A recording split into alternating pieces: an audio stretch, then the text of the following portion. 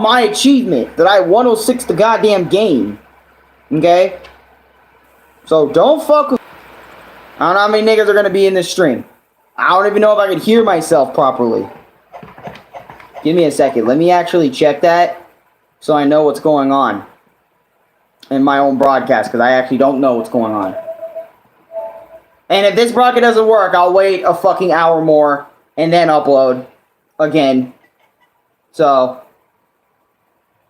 if this stream doesn't work out right now, I'll wait an hour. I'll wait till fucking 12 and we'll get this done. Because as you guys can see, I have more things on this sheet of paper. Well, on these 2 sheets of paper that I want to talk about. That's Crash Bandicoot 4 related.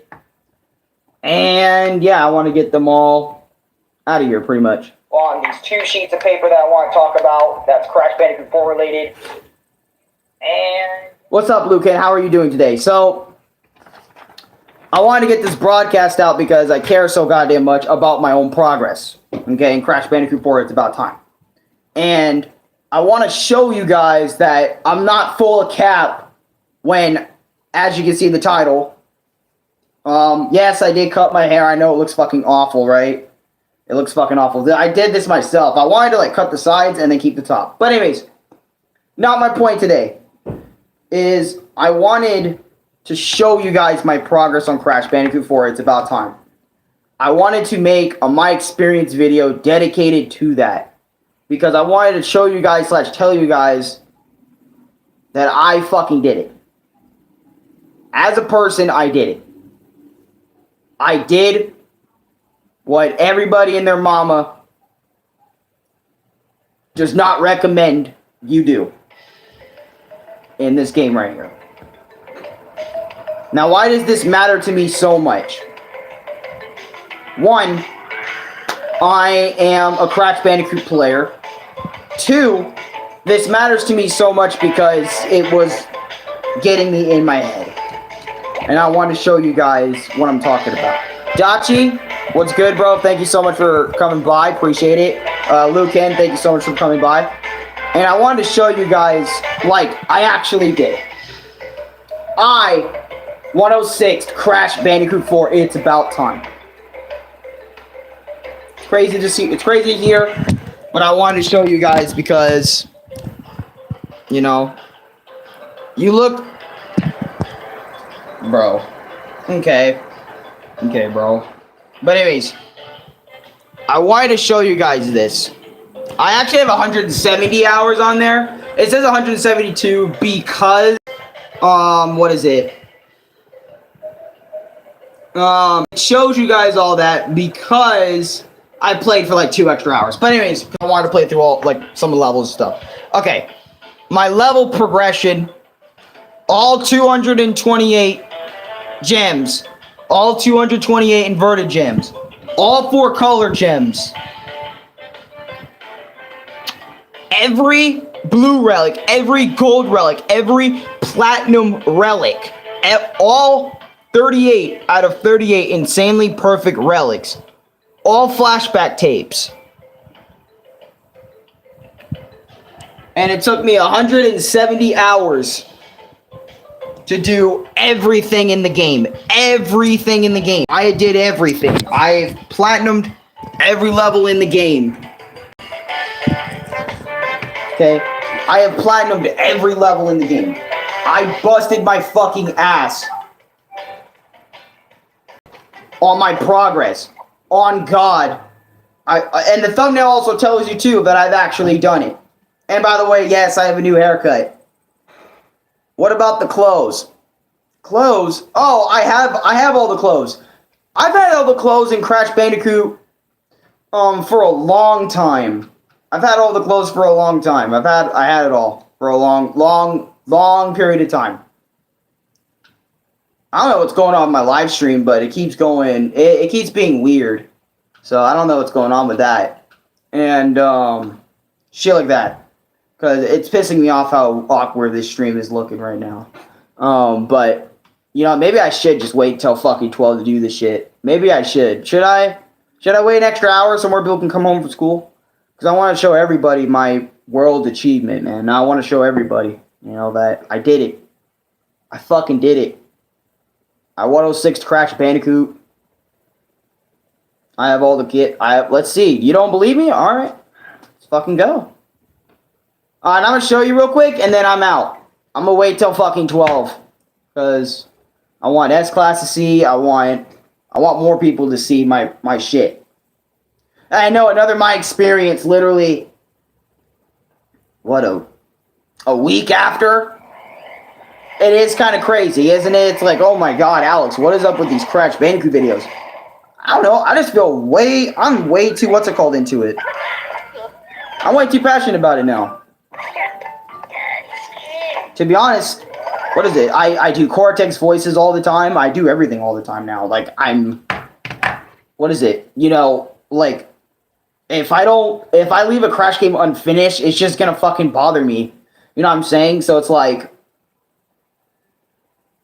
it's really gonna bother me. Like, 100% gonna bother me. Okay. Do you have all the clothes? Yes, I have all the clothes. I collected all the gems. That should tell you that I have all the clothes for each character. Like, that's just so dumb. I'm sorry. I'm like, bro, I literally have every clothes. I've had all the clothes even longer than 106% of the game. Like, here, you can even look at yourself. Here. Oh, whoops. I meant to press skins. Look, every skin for Crash. And same with Coco.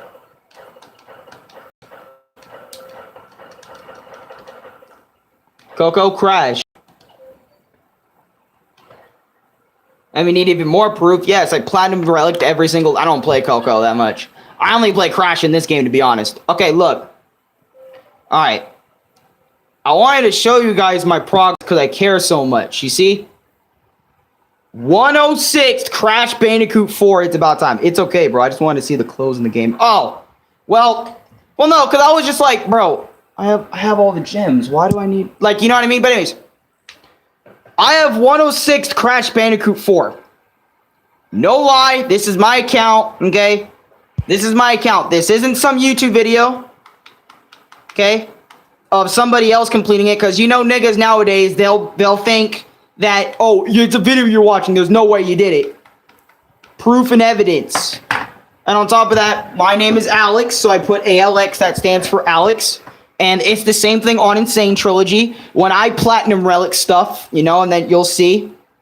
And by the way, I have a list of things.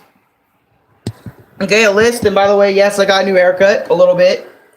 I know it's not the best looking, but, you know, I wanted to tell you guys that I have Platinum/106 Crash Bandicoot 4, and I have more positives and negatives about this shit. And, no, you're fine, Ombu, you can stay here. You're fine, dude. You're fine. And, because I actually don't want you to leave. I don't want any of you guys to leave, because I want to talk to you guys about my achievement that I've done today.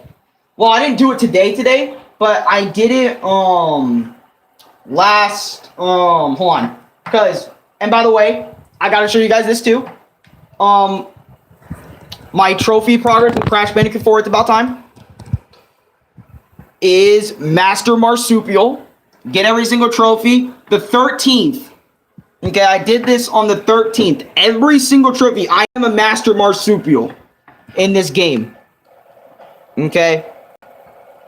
I've gotten all 50 plus trophies, 52 plus trophies. Can you react to your fans' videos? Sorry if this is rude. No, it's not rude. It's just... Oh, and also, Nintendo is having a Smash Direct. Or not Smash Direct. Nintendo's actually having a Nintendo Direct tomorrow. So, if Crash is joining Smash Brothers tomorrow, y'all are going to see a video on that. Like an actual regular video on that. And I'm going to post it the same day, which is tomorrow, the same day that shit drops. Because they could be dropping Smash info, like a new character leak, reveal, / thing. So, and if it's Crash Bandicoot, you know, if it's Crash Bandicoot, I'm going to be flipping the roof, by the way. I just want to let everyone know that I'm going to be flipping the roof. Anyways, I wanted to show you guys this achievement because this achievement means so much to me. Like, you don't even, like, know how much... mental, like, I'll even show you guys, alright, I also have some Crash Bandicoot 4 runs, aka Platinum Relic runs, on my PlayStation capture gallery. So I want to show you guys some of that too. But I want to show you guys some of that after the fact. That I have all these things written down. I want to show you. I just want to talk to you guys, get my thoughts, y'all thoughts, everyone's thoughts on the whole thing, and, move on with my life. Because Crash Bandicoot 4, for me, was the hardest game I have ever played in my entire life. Like, up to this point, Crash Bandicoot 4 is the hardest game I've ever played in my entire life. I shit you not. It is going to be the hardest game for me for a long time, but you guys know Crash Bandicoot 4 is really, was really hard for me. I've had a lot of mental breakdowns. I've had a lot of I can't do this moments. Like, a lot of moments of these felt impossible. A lot of, levels in general felt impossible for me to do. A lot of hours spent. 172 hours on a game that's I can't remember. That's bare bones a few months, I think, of, this shit. And also, it's been a long time since I've watched my own stream on here, because, I haven't doubled up or anything like that. But I wanted to show you guys that. And, my dad congratulated me.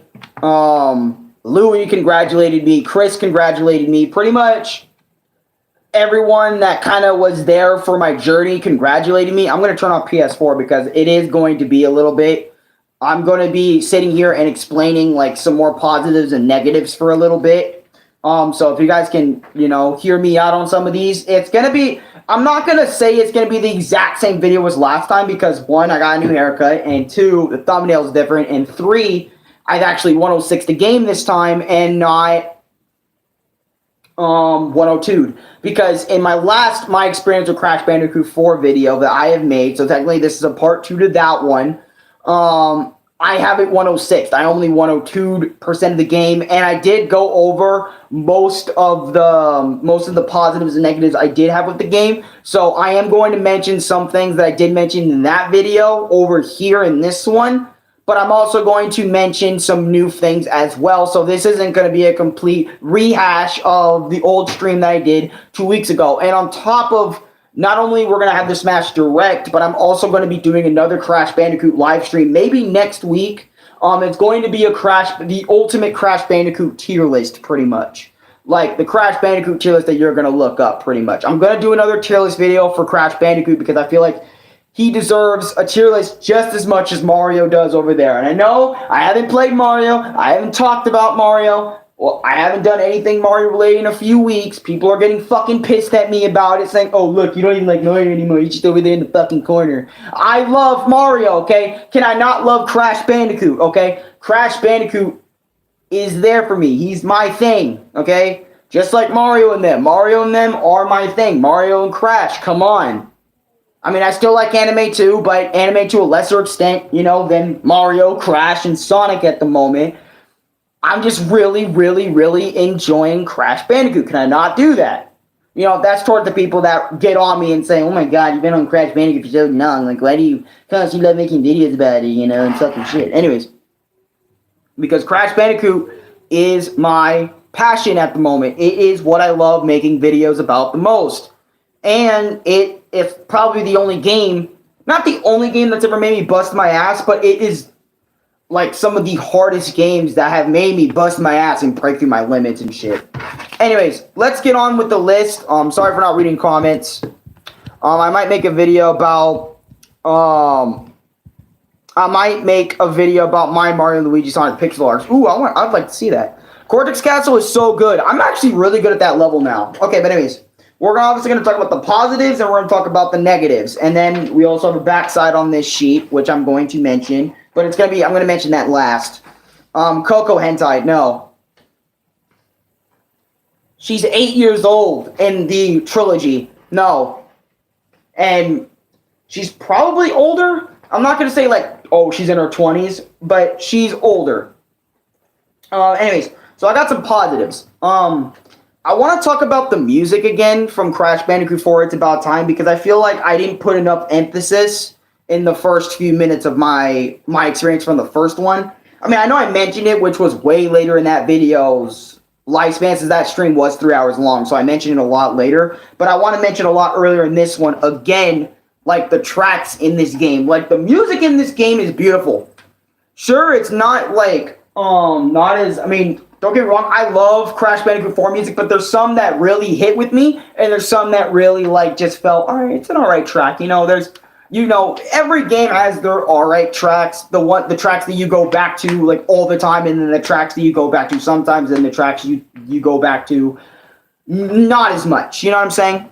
So, but yeah, and I will show my progress in Crash Bandicoot 4 again. It's just that I need, you know, to get this off my chest. But the music in this game for me is an on and off, but I'm going to list some of my favorites. I'm going to list Cortex Castle. Okay, that is literally one of my favorite themes. Rude Awakening OST, that has actually become one of my personal favorites. Snow Way Out is definitely one of my personal favorites from Crash Bandicoot 4's soundtrack.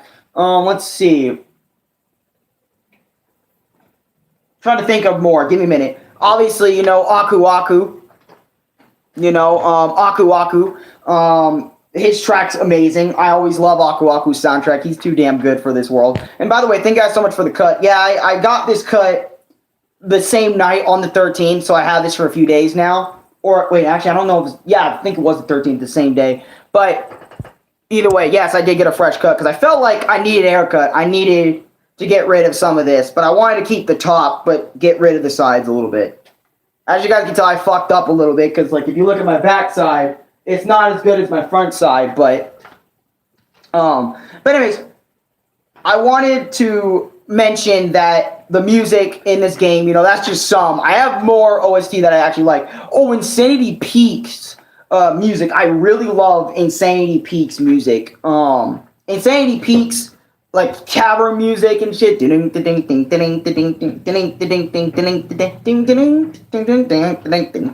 Sorry. It's just that I really love the music in Insanity. By the way, also, all the Cortex remixes,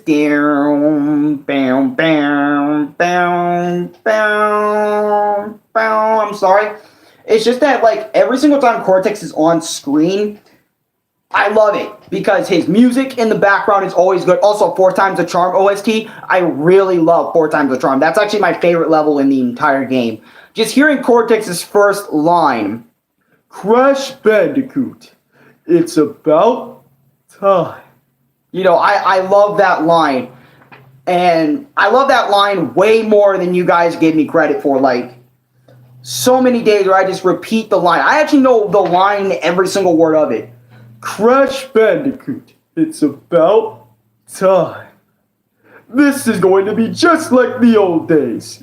Except this time, everything will go according to my plan. Ha ha ha ha ha! And then he has a laugh, and then the whole scene starts. But I love that so much. But that's just a little bonus, little positive about Crash Bandicoot 4.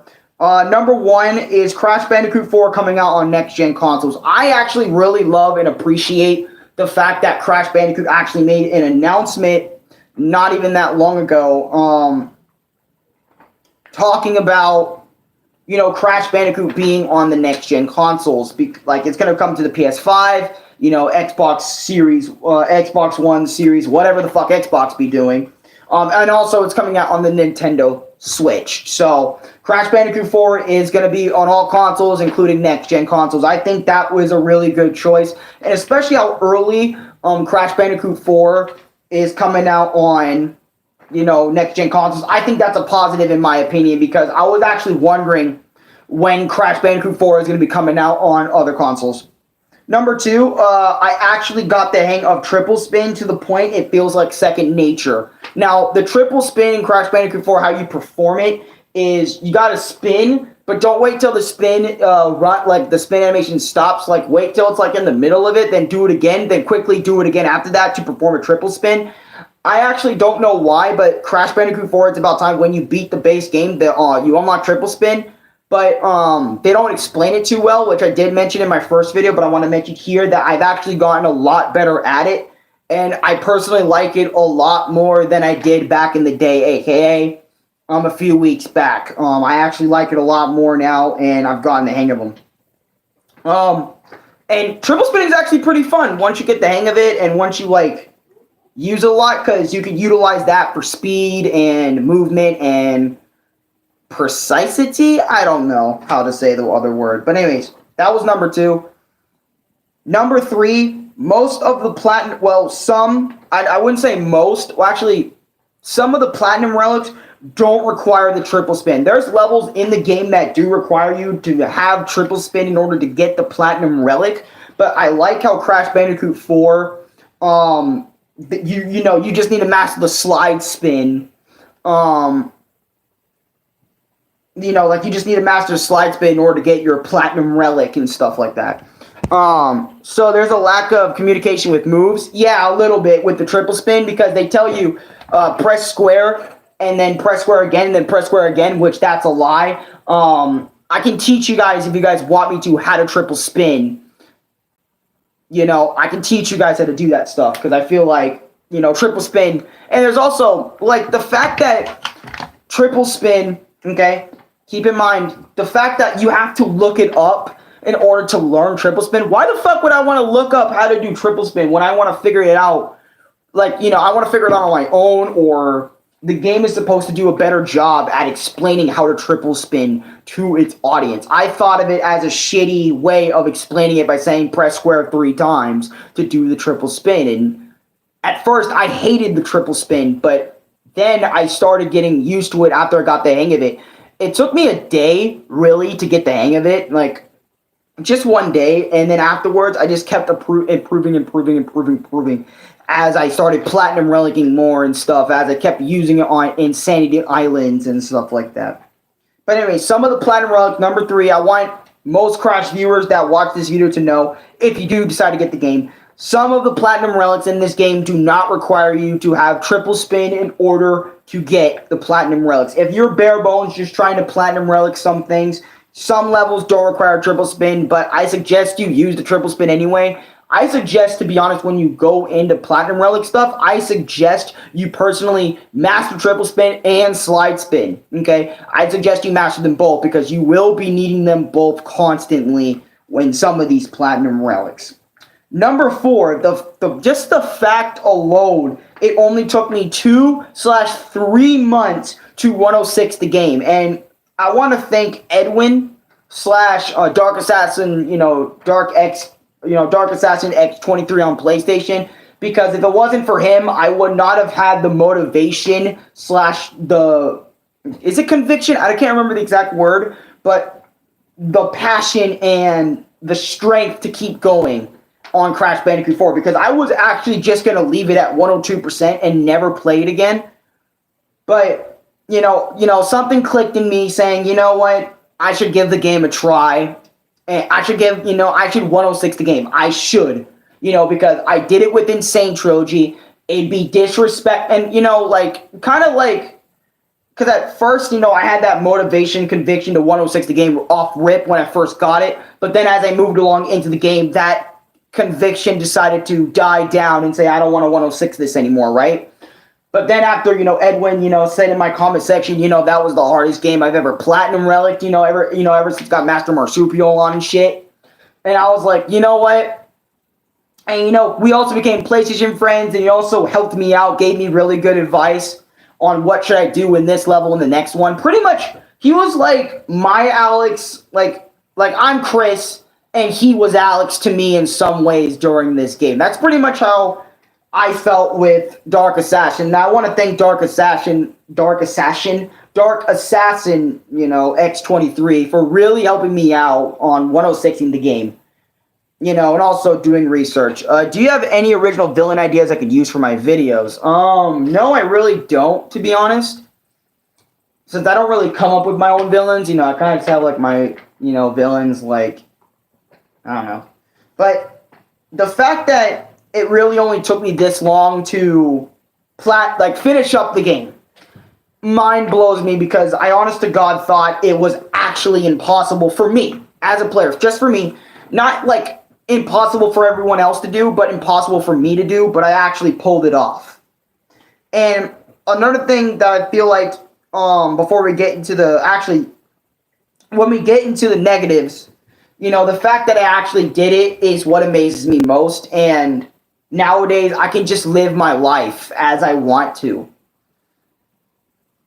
Meaning, I can go back to, chilling, not being so angry all the time, not hating this day or the next day. I can just relax and sit back and not have Crash bother me for some time, because Crash Bandicoot bothers me, in the mental department and the physical department. Crash bothers me. Like, if I don't 100% a game of his, it's gonna bother me, you know what I mean? Like, collect all the gems, the crystals, and all that shit. It's gonna bother me. I don't know why, but somehow, like, mentally, that's kind of been clicking in my brain, If you don't 106, you're trash, okay? Not saying that to you guys that don't 106, but I'm saying it towards myself. In my mind, I've always said that to myself. If you don't 106 this game, you're garbage. You're trash, But I was, throughout my journey, 102 felt so nice. But then I was like, then what was the point of getting the flashback tapes as well? What was the point of getting all the extra shit? You know what I mean? And it made me feel, not even worse, but it made me feel, it just made me feel a different way, But that's what I want to mention. Let's get into the negatives. And before I mention the first few negatives, I want to say this again. This is like pretty much my first negative. The fact that people that have 106 Crash Bandicoot 4, It's About Time, recommends you don't 106 the game due to all the bullshit that it's going to cause and all the collectibles you have to collect in the game. I was going to plan to say the same thing, because after 106 in Crash Bandicoot 4, It's About Time, I honest to God do not recommend people 106ing the game because of how its sheer difficulty, the amount of collectibles, like 228 gems alone is already enough to collect, but then again, you have to do it again for its inverted levels. I felt like that was ridiculous. And on top of that, doing that all again, but insanely perfecting them, like insanely perfect relicing them, meaning you do it all in one go.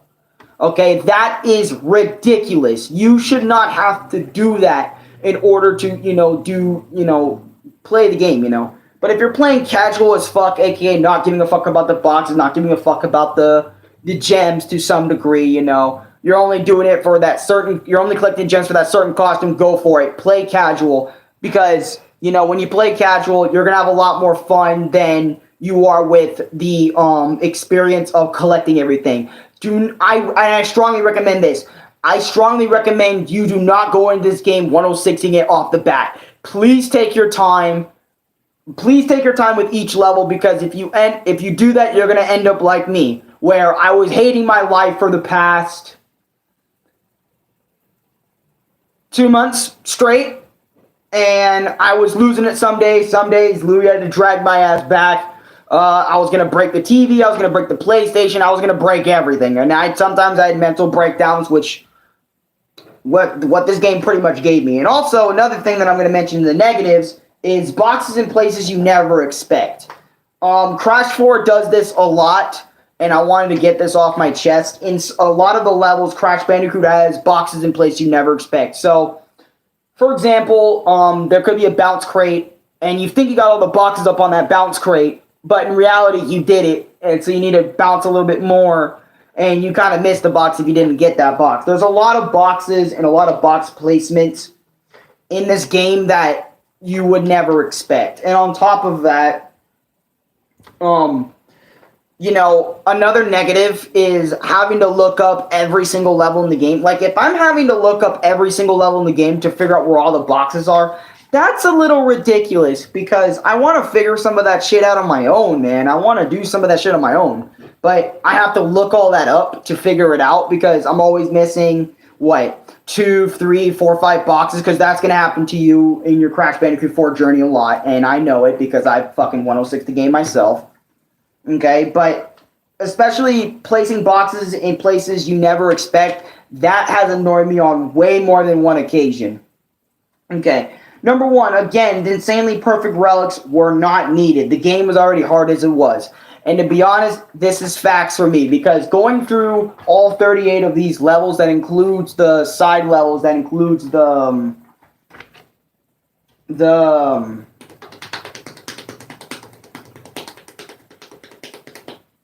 includes the perspective levels. You know, going through this was really hard. Me struggling with getting the red gem in Slippery Climb, but we'll keep trying. I'm lazy. No, you're fine, dude. If you take your time with getting the red gem in Crash 1. It's already pretty hard as it is, getting the red gem in Crash 1. But I feel like the relics in Crash 1 were not needed. And I say this, the insanely perfect relics were not needed. Because the fact that you already had to learn the level as it was by collecting all the boxes and stuff to get the gems and die under 3 times, it's ridiculous. And I didn't want to have to do that 38 times, but I had to in order to get the Master Marsupial Trophy, in order to platinum the game. And I feel like it was very unnecessary that they added that. But I didn't even want to play the game. I was annoyed where the boxes were hidden. Exactly. That's what I'm saying. Is that was actually my first negative, was, like I said, hidden boxes in places you would not expect. And that is what bothers me and about the game. That's what bothers me. And Demon, by the way, that 106 of Crash Bandicoot 4, though, dude, if you want to do that too, I'll lace you up a bit. No, I did not go to the barbers. I did this myself. By myself. I did this all by myself. Okay? Went to the bathroom, God. Wait, for real? Yeah. At 106 Crash Bandicoot 4. By the way, I will show you guys again right now because, new people just came in and I want to show you guys my 106 percentage, so meaning I did 100% the game, and yes, I am a Master Marsupial. Best accomplishment in my entire life. Oh, God. I gotta chill. But, as I was saying, it's just the box placements, insanely perfect relicing the levels. Damn, imagine you cut me, lol. No, I try my best not to cut myself, which I actually didn't, surprisingly or not. Like, I actually was in the mirror looking at where I should cut my shit, and all that. But, anyways, let me mention number 2. Again, perspective levels. For people that weren't here the first time, like, hear me out the first time, when I first did this shit, let me hear what you gotta say. Okay. Perspective levels. I feel like perspective levels in this game were bullshit. Yeah, the back of my shit, to be honest, is a lot less better than my front, because there's some parts up here that are still pretty big, and then the bottom ear is short. But for my first haircut, because I couldn't get all that, because I had to ask Louis to help me and to do the back. You talking about Crash Bandicoot 4? Yes, I'm talking about Crash Bandicoot 4, one of the, not the best game, but man, it's a damn well good one. But I wanted to show you guys my progress in Crash Bandicoot 4 again, because, one, it took a long time to do. But anyways, again, perspective levels, again, I wanted to mention, I hate perspective levels because they force you to play that stage you played earlier, like the second half. What is it? For example, I could play Cortex Succession, which is brand new. That part of the level is brand new. But then I'm playing the same level, the Crash level that I just did with that said character again. And on top of that, I hate perspective levels even more because you have to platinum them, sometimes even faster times than the original level with Crash by himself, which is even more ridiculous. And I'll get into the Platinum Relics I hated doing the most soon enough. But I hate perspective levels because of that. How did you thought when Crash spoke?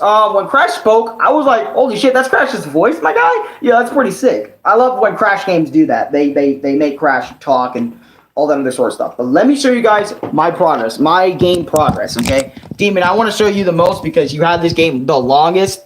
All right, 106 percentage. Okay, I want you guys music too. Modern mode 106, 228 gems, all color gems, all platinum relics, all insanely perfect relics, all 21 flashback tapes. Oh, and all flashback tapes have been platinum as well. And it took me 170 hours, but I played 2 extra hours because I was writing levels down pretty much and shit. But I wanted to show you guys that again, because also for people that think I'm also lying about my progress, about the whole journey I had. You know, because there's niggas out there that will think I'm lying. I know none of you guys think that, but I'm just saying for people that do come across this video and say 106 in this game is possible, how the fuck did this dude do it? You know what I mean? So just to get that out the way, I wanted to show you guys that one more time. And I'll show you guys that at the end of the video as well. The end of the stream as well, okay? Alright. So, yeah, 170 hours. It took me 170 hours to do this shit. Like, just all of it. That includes 102ing, you know, 106ing. 172 hours. Damn. Yeah, dude, I wasted a lot of my fucking time doing this shit. Because I love Crash Bandicoot that much, you know. I love it. But I also really, really fucking hate it at the same time. Number 3, again, I'm going to mention the Death Gem. The 3 Death Gem really sucked. Because every level you go into, you're already, like, from the earlier point I made about the Insanely Perfect Relics, you already have to, like, in order to get the Insanely Perfect Relics, you already have to do it once as it was. So what's the fucking point of dying less than 3 times in the level for what reason? Like, this gem sucked for so many reasons, especially on a very hard level. You know, like some levels, like, for example, Crash Landing. Oh my fucking god, that's one of the worst levels. That's actually, I think, the worst level in the game. Just doing that, dude. Just going through that level sucked, you know? Like, that's why I say the 3 Death Gem, in my personal opinion, really sucked. Because, again, it really did suck. And I personally really hate it. 3 Death Gem on some of the levels were really bad, especially Run It By You and shit. Ugh. The 3 Death Gem was kind of like a bonus one. 170 hours is 7 days and 2 hours. Well, it took more than, like, you know, 170 hours. It took way more than 7 days for me to do. That's just in-game hours. In actual hours and actual days, it took me 3 months to do. It took me 2 to 3 months to actually 106 the game, like in real day time, not in game time. In game time, it's only 172 because it's only including when I'm actually in the game itself. But it actually took me 2 to 3 months to actually fully 106% Crash Bandicoot before it's about time. Just wanted to remind you guys about that because, yeah, 2 to 3 months. Yep. That's how long it took me. And it for different people, it could take even longer, you know. So, or even less, you know. But anyways, I wanted to mention the third reason. This is the third on the negatives behalf. The other side was positive, by the way. The 106 ending really fucking sucked. Or slash, 106 ending really needed to be better. Like, come on. This is on some Mario Sunshine God shit. Exactly, S-Class, exactly, it gets me exactly, because sometimes, actually most of the time, I would only be able to do 1 level a day. 1 level a day because of how much stress and anxiety and how much shit it put me through. I'd only be able to do 1 level a day, and that same thing happened with Platinuming, same thing happened with Platinum Relics and stuff. I'd only be able to do 1 a day. Like, I'd take 1 level at a time, you know, with Insanely Perfect Relicing, same with the gems, you know, well, same with the relics, the time trial shits, you know what I mean? I keep stuttering because I'm going ballistic a little bit.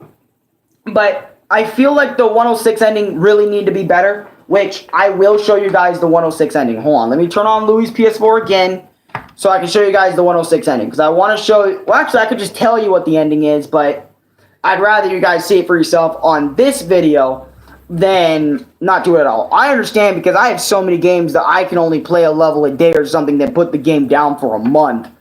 Yeah. Like, especially with, like, my type of shit where my anxiety raises through the fucking roof all the time, and especially how mad I get all the time on the game. It's like, exactly, S-Class gets me over here.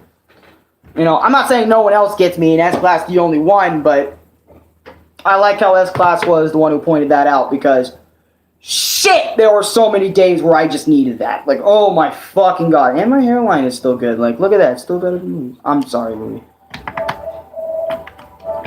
By the way, if you guys are wondering, when will I make my Crash CTR, my experience with Crash Bandicoot CTR?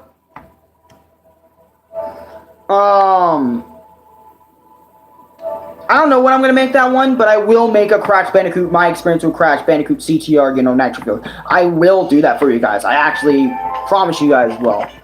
But tomorrow though, there's going to be that Nintendo Direct, and I'm going to be watching that shit, and also my tablet will be recording, so I'm not going to live react to it, but I am going to record my reaction to if the Nintendo Direct has a Smash Brothers shit, I will do another reaction to that. Yes, Nintendo Direct will be happening tomorrow.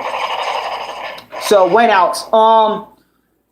For over here Pacific Standard, it will be 2 p.m. and Eastern Time. I think it's Eastern Time because it's also said ET. For people that live in the ET, I don't know what ET stands for. 5 p.m. But for people that live in Pacific Standard Time, it will be 2 p.m. Also, go to YouTube, get yourself some set reminders for that stream, because that will be on Nintendo shit, and it's going to be 50 whole minutes. So 50 minutes. So y'all better date your calendars, and it's gonna be tomorrow. So like after this day, after when this live stream goes up and shit, pretty much. I wanted to get that out there. But anyways, let me turn around this and let me show you guys Crash Bandicoot. Like, this is what you get for 106 in the game. This is literally what you get. See, bonus ending 2. You'll unlock this as soon as you 106 the game. Here you go.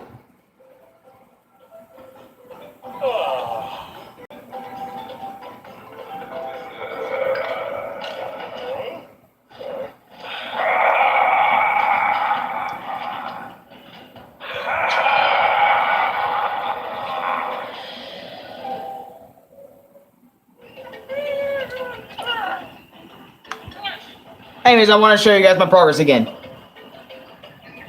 so you guys can see. That's all mine.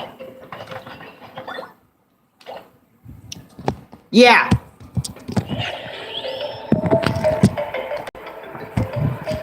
That's why I say it's pretty shit. Pretty much all the ending confirms is that Uka Uka is still alive. And that's it. That's it. That's all they give you. No cap, that's it. That's what you get for 106 in the game. That's what you get for... It's not worth it, you know what I'm saying? Alex, if you ever have any original villain ideas for me to put them in my comments, please. Okay, I'll try. I don't know what type of villains I'm thinking of, but I'll try. But that's literally what you get, and to be honest, I'm furious about it, because it's like, that's really all I get for Platinum Relics, taking multiple days out of my day, multiple days out of the week, to fucking complete your game, and that's all you give us, you know? All the pain wasn't worth that. In my opinion, now that I'm Master Marsupial, yeah, I'm gonna have to agree. The pain really wasn't worth it. But now I'm a Master Marsupial, and the gist of it is, sometimes... You know, and this is kind of what I learned, because I was watching somebody like make a, not a review, but someone was doing a little podcast where they're talking over Crash 4. And, you know, it's not about what you get at the end. It's about the journey getting to the end. Like, it's about the journey itself, you know, how you get it. It's not how you get to point A, point B, but...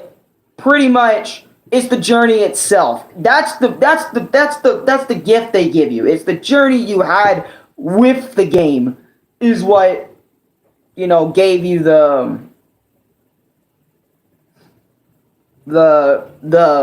worth. The worth of it was the journey itself. That's what they're pretty much trying to tell you. That's what I've learned. And was it worth all the pain? Well, first of all, I got a lot better at Crash Bandicoot 4 because of it. Second of all, I can coach niggas that want to 106 or 102 the game, and what they should do in the game to do that 102% or 100% if you want to. You know what I'm saying? So, yeah, I think it was worth it in the way because, you know, it was worth it for me, not for the ending, but if niggas like, for example, Chris and Amu have Insane Trilogy, and I've been playing Insane Trilogy for years, okay? So I can coach them on what to do so they won't suffer like I had, because I remember when Chris was telling me, you know, I'm glad I have someone that likes Crash Bandicoot more than I do, and has more knowledge of it than I do. So, like, when I play it, you know, we can talk, we can laugh about it, we can enjoy it with each other. And, you know, you can tell me what to do so I won't have to suffer like you did. Because when I played Crash Bandicoot 4, for most of it, I pretty much had fucking no one again. I had nobody. Again, nobody. Except for online videos that tell me what to do. And that was it. My knowledge of the game, my skill level, and videos on what to do. That's all I had. And for Insane Trilogy, it was even worse. It was literally the same thing, but, you know, it took me actual years to get down with the game. Like, for example, like, it took me years because I took a break from Crash Bandicoot literally for years on end. Like, I think for a year or so, and then I came back to it in 2020, and 100% of all the games, or I think it was 19, either 19 or 20, I decided to do it. And I did it, and I never wanted to do it again, but yet here I am, months later into 2021, doing it again. Like, I did literally everything in the Insane Trilogy again on Louis' PlayStation, because Louis' PlayStation did not save my data, / I did not have PlayStation Plus, so meaning I actually had to do everything from scratch all over again, in which I fucking did. So, now, you know, whenever what Crash level is worse than OG Stormy Ascent?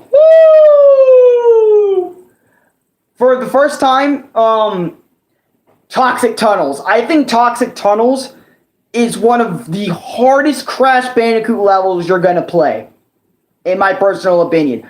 I actually think Toxic Tunnels is harder than Stormy Ascent in some areas, especially the Gauntlet. Like, the Gem Path Gauntlet, the 4 Gem Path Gauntlet. Once you get it down, it's not that bad, but for your first time playing, woo, you're going to hate it. Especially the time trial versions of each and every single level of the shit. You're going to hate it a lot. Alright, but let's get into... Alright. Oh wait, which one's the front side? Hold on, 12, 15, 14, 15... Okay. This is the first side. Okay.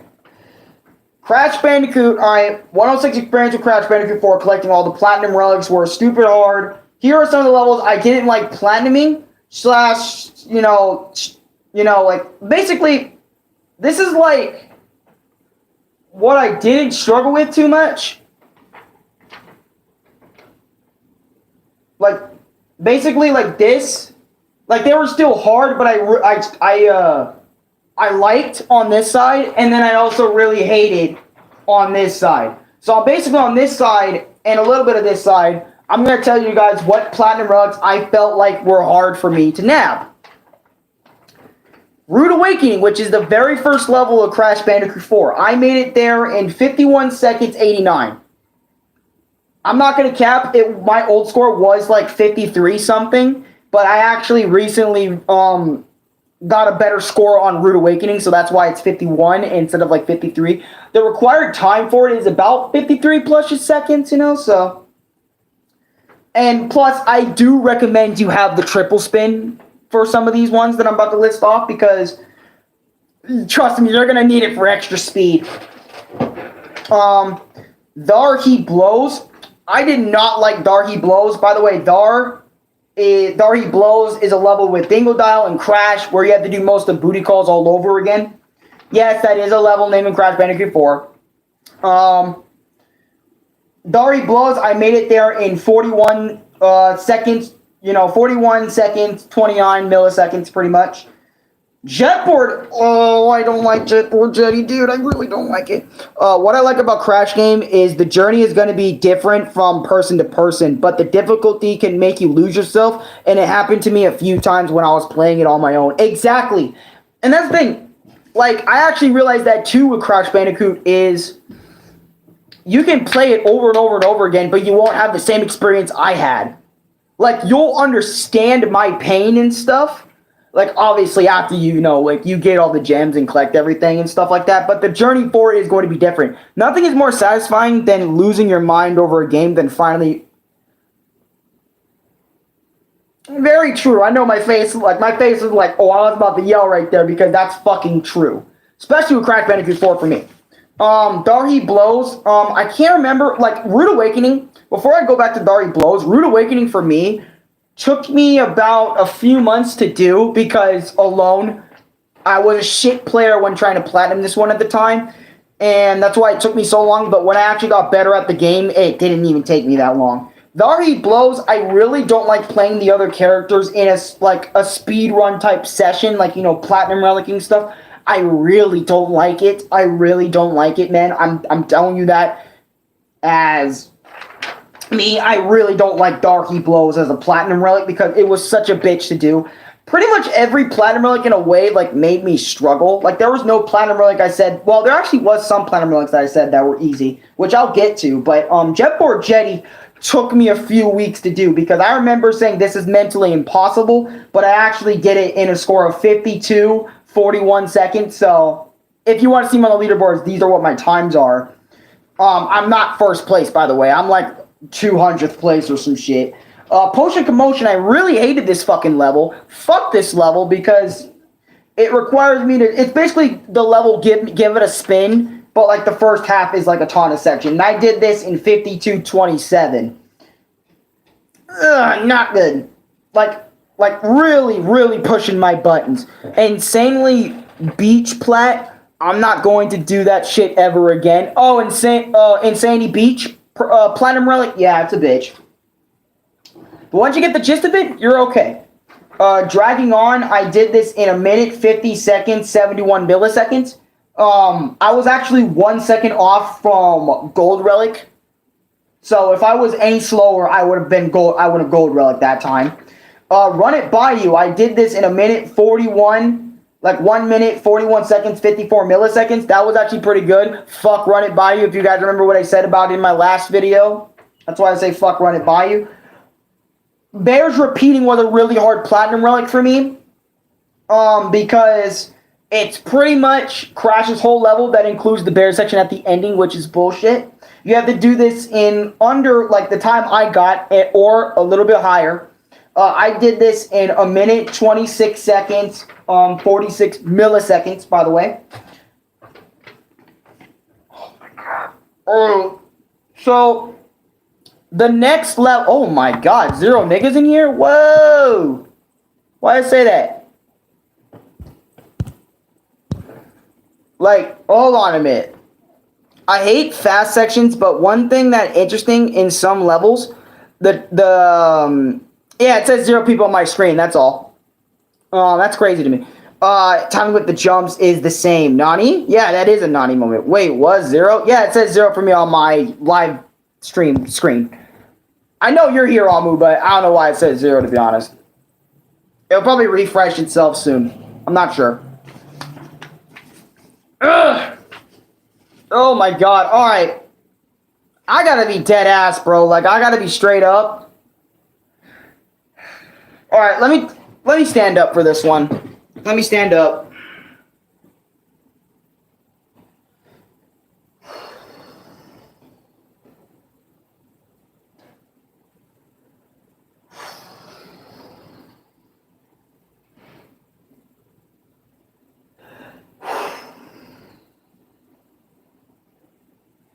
The reason why I had to stand up for a minute is because building bridges took me literal days to complete as for a Platinum Relic.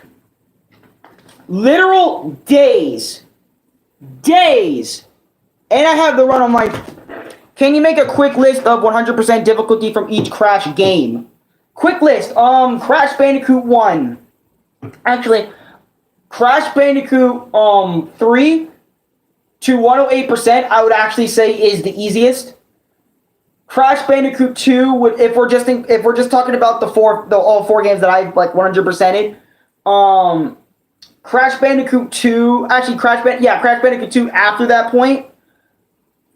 Then after that, I would say Crash Bandicoot 1 Then after that, I would say Crash Bandicoot. Like, if we're talking about as in originals, I would actually say Crash Bandicoot 3 for Warped and Insane Trilogy are both kind of the same, really. Crash Bandicoot 2 for the original and Insane Trilogy version is the same for me. Crash Bandicoot 1 Insane Trilogy is going after that. Then I'm going to have to put Crash Bandicoot 1 from PS1 after that, because Crash Bandicoot 1 for PlayStation 1 is a lot harder than you think, because there's no save states. The only times you get to save in Crash 1, the original, is if you enter a bonus room. Or if you collected a colored gem, if I can recall. Those are like the only times you can save in Crash Bandicoot 1. Otherwise, you're going to have to enter a password to remember all your progress. So, which is why I say it's way more difficult. And on top of that, in PlayStation 1's version of Crash 1, your jumps are a lot heavier. Not like Insane Trilogy, where Crash 1 in that version is a lot easier to jump with. So, like, the timings in Crash Bandicoot Insane Trilogy are a lot different than they are in the original one. And especially box hopping in the original Crash 1 is a lot more ridiculous than you may seem in Insane Trilogy, to be completely honest with you. That's why I say Crash 1 is, for PS1, is a way more difficult than Insane Trilogy's Crash 1. Insane Trilogy Crash 1 is letting you off the hook with a lot of levels, so. And then I say Crash Bandicoot 4, it's about time, because they go back to Crash Bandicoot 1 types of difficulty with their levels.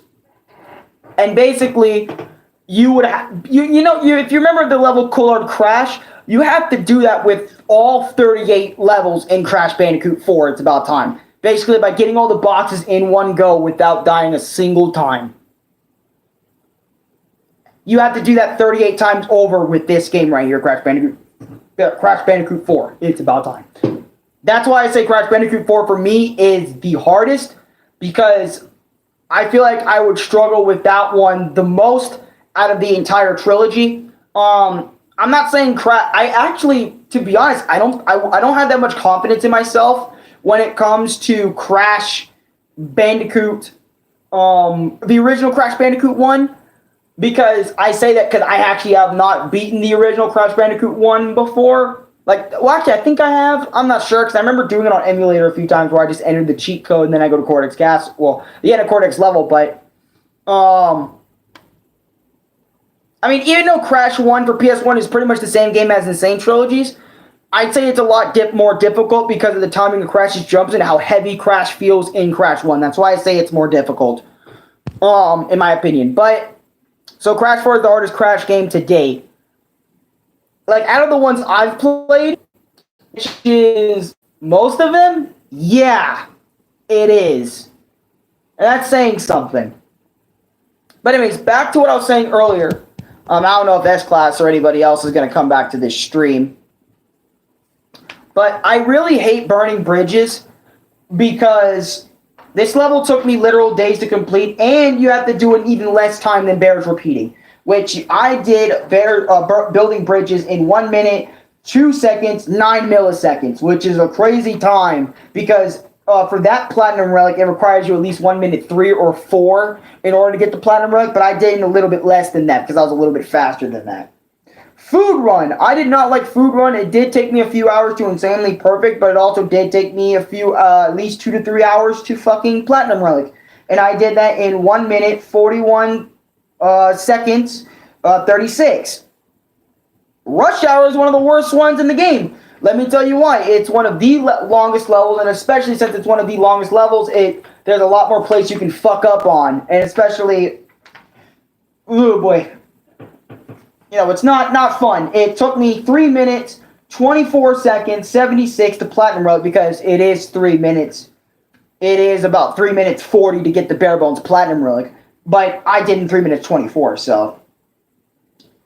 Crate Escape. This took me a minute to do, but in retrospect, it was really hard, especially after doing the level before I did Crate Escape, after I did Rush Hour, I thought I was mentally able to do Crate Escape, but I couldn't until a few hours later after I figured out a tactic from my nigga Dark Assassin and a video I was watching from the Gaming Squad.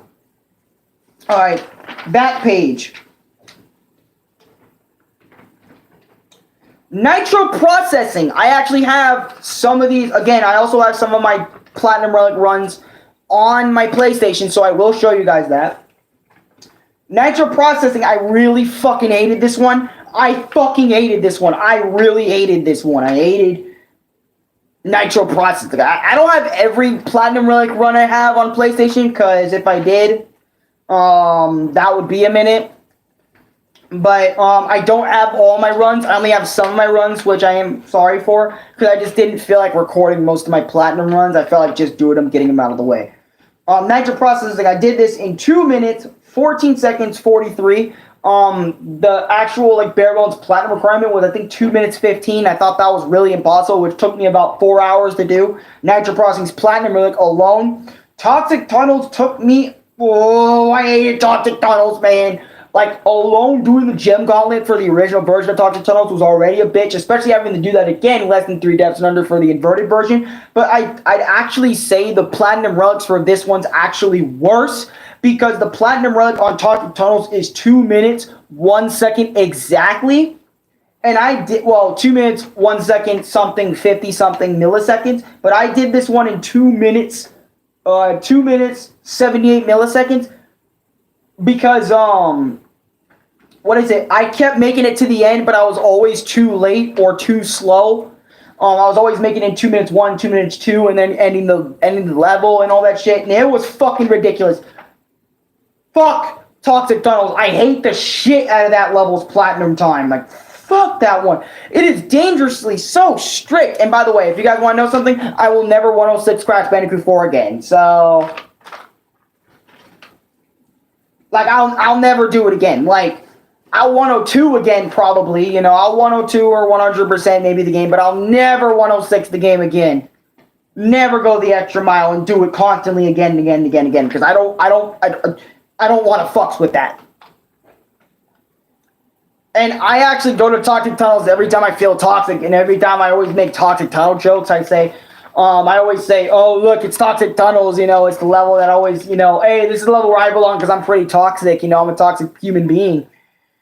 So, you know, I always fucking do that. Number 14 was Seeing Double. I hated this one. This was actually my last Platinum Relic I needed in order to 106 the game. So, Seeing Double, when I finally did it in 1 minute, 22 seconds, 52 milliseconds, it was fucking phenomenal. I felt great. And the actual Platinum time, bare bones you need for that was actually, I think, 1 minute, 25 seconds. So, I did it in a span with few seconds on the clock, in which Seeing Double was pretty hard, but it was Cortex's part that was mainly fuck with me. The reason why I say, and the reason why Cortex Castle isn't on here, because Cortex Castle was actually really fun for me to do, and I can personally do it with no problem, so.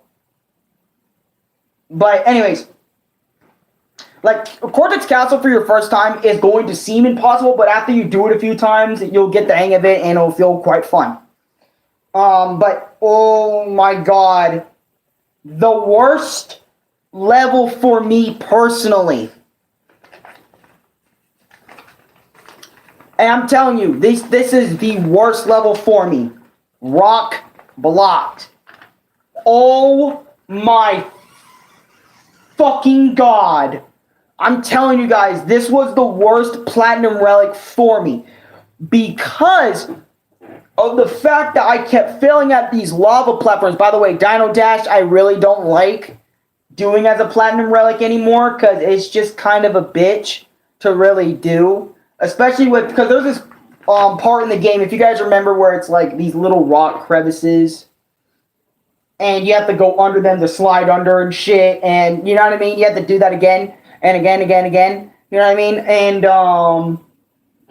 just sliding under that bitch really is a pain in the dick. I really don't like doing that because of that, man. I fucking hated it, man. Rock Block made me cry, made me have mental breakdown to the point I actually asked you guys to help me the fuck out, please. I don't know how to platinum this Switch. No one helped me, by the way. Like, I think Brian was like the only one that said, okay, you gotta learn and master times. No shit, I gotta master that, but I'm just trying to say, help, you know, I really needed help with Rock Block, dude. Like, I was losing my fucking shit on Rock Block. That's why I say it was the worst one, and personally the hardest one for me to platinum, really. Even if it wasn't my last one that I platinumed, still, platinuming this one anyway was a fucking success in my book. And I don't think I'm ever going to come back to Platinum Relic levels like these again. And I say it's the worst one because it felt the worst one to me.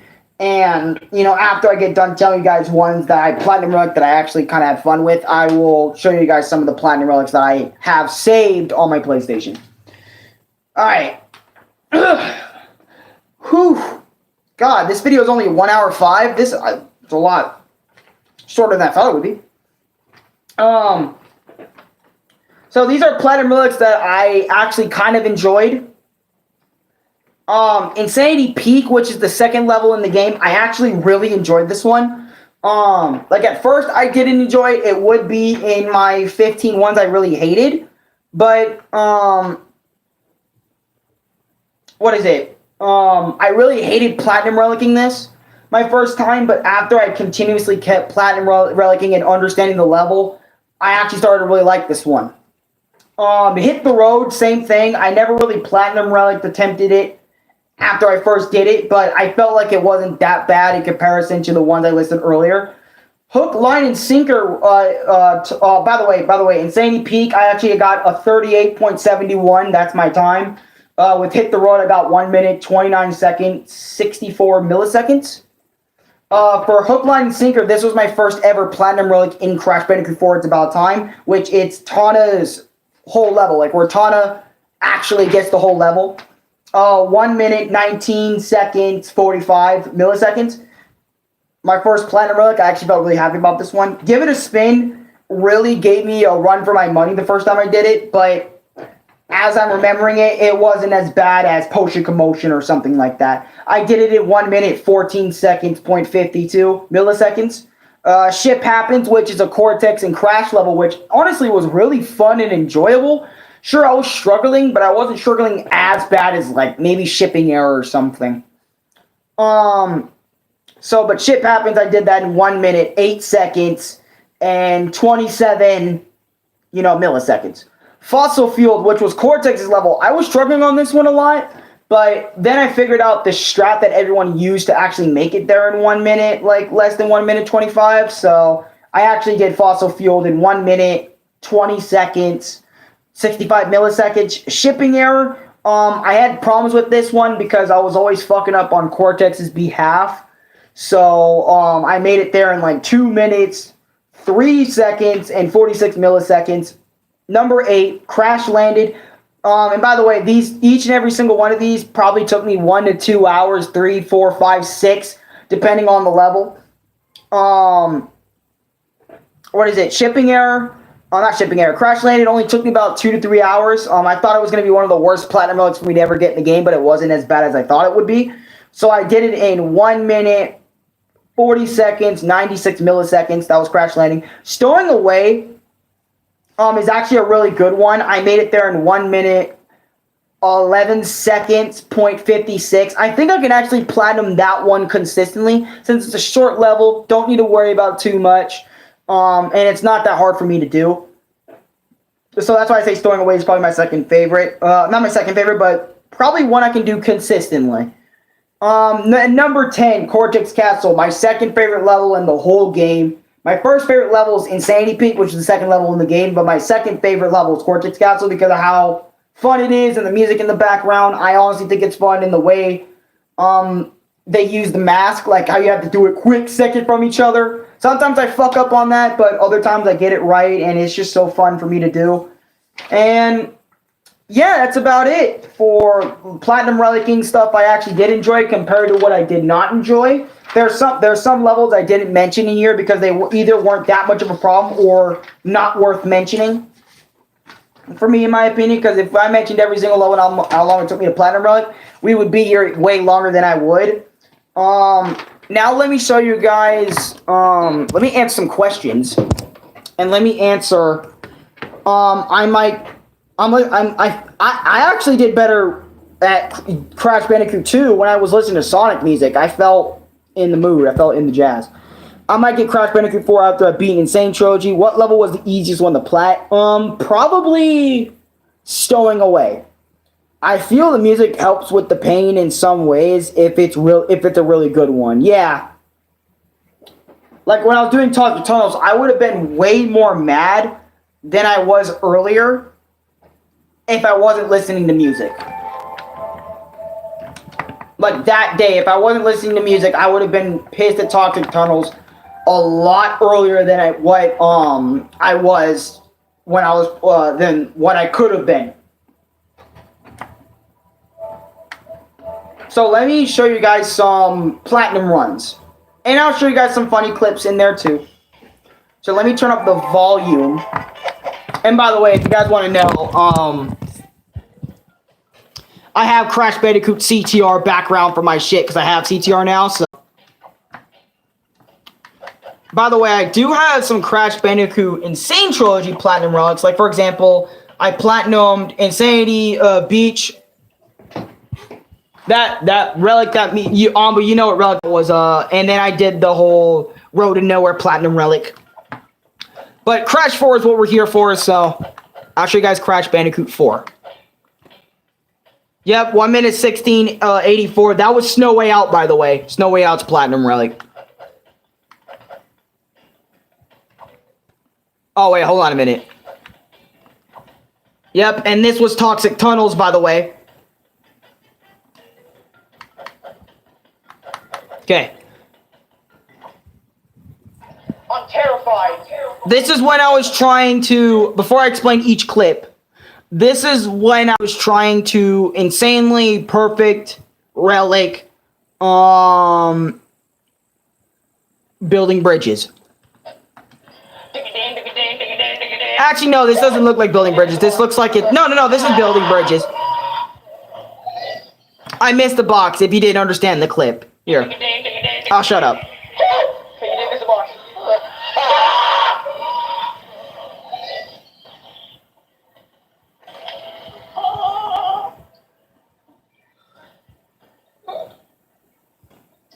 Okay, that's it for that clip. This one is building bridges. Because I'm already 28 seconds in and they've said manga fucking 6 times. Stop!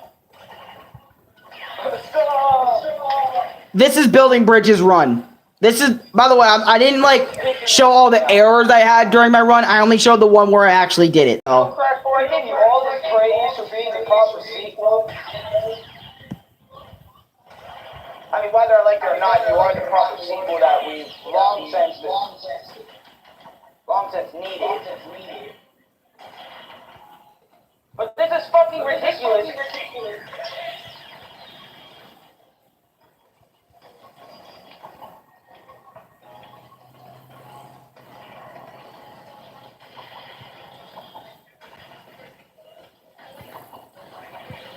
Yeah.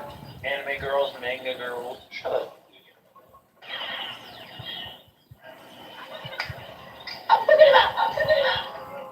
That's very true for some collectibles in Crash 4 and Insane Trilogy, so. Oh, God damn, dude. I'm sorry.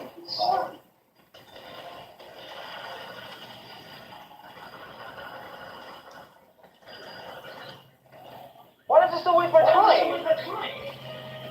Dude, I remember when Denji's hairline got fucked up. Now this nigga really do look like a monkey. Fuck, why you doing like that, bro? Nigga got the head bone of an 8. Fuck, I ain't gonna catch you. What is it? God. Chris is laughing at Deji at this point in time. Come on, Alex. Pull your weight, man.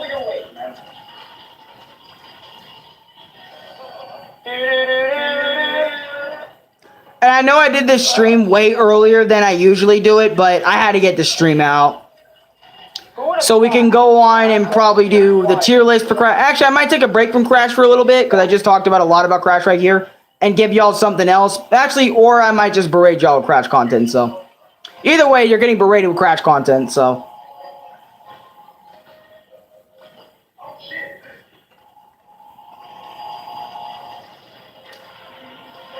Bitch! Thank you! Oh!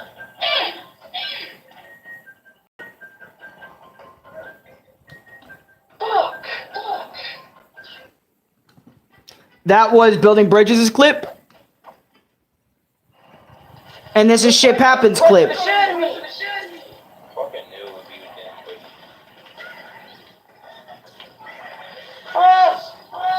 Chinese horse.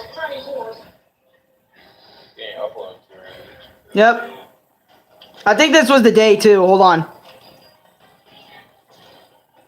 Top 100 best custom skills ever. I don't care about that.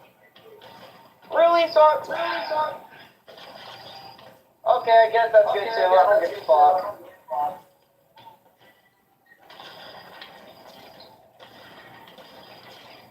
Three seconds. 3 seconds again.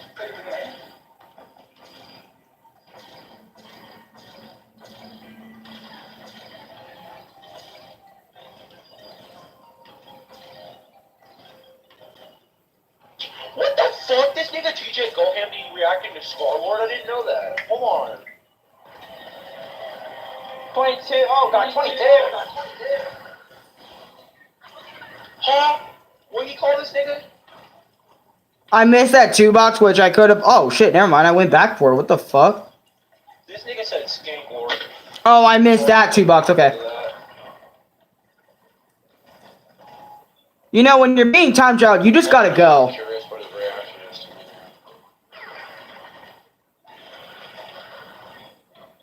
Fuck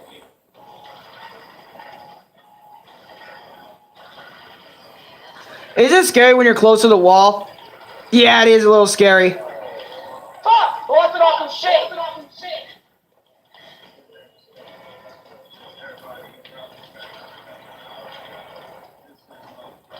Bitch! See, when you're doing time trials like this. EGX, nigga, it's called Evil Ego. See, when you're doing time trials like this, you want to make sure you keep your shit at that exact same time as long as possible so you can go through the level. I almost died right there. No, I have to walk. Only have one fuck. See, at this point, I kind of had to hurry.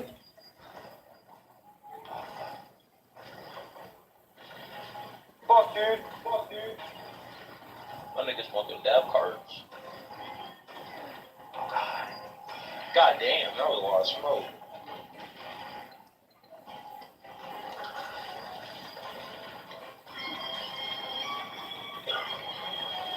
Fuck, Dave's online.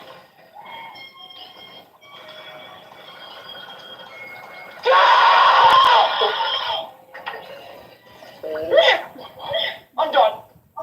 Give me my platinum relic. No. Did you do it? Yeah, dude. Holy shit.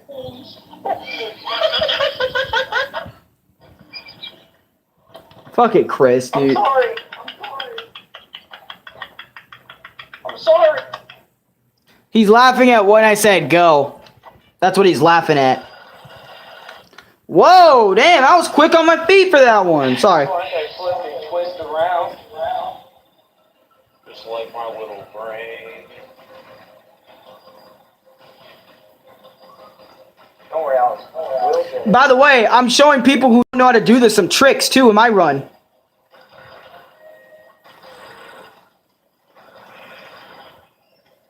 How long did this take me? 18 minutes? Not even half as much as Barrett. Fuck.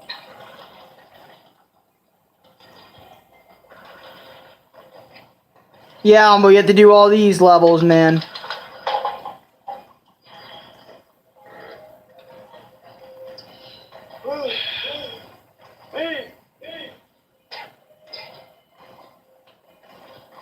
Fucking goofball.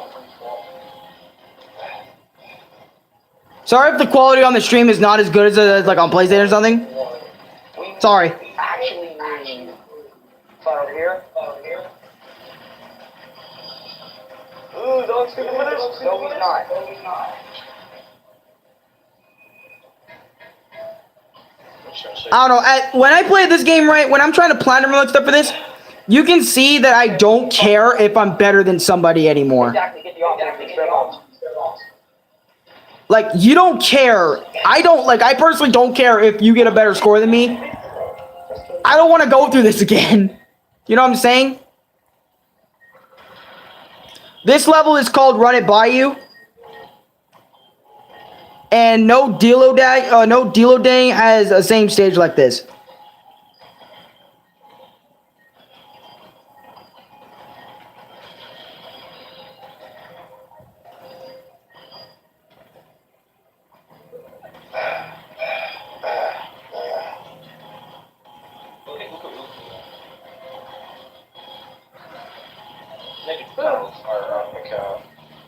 I'll just see where I'm looking for so much.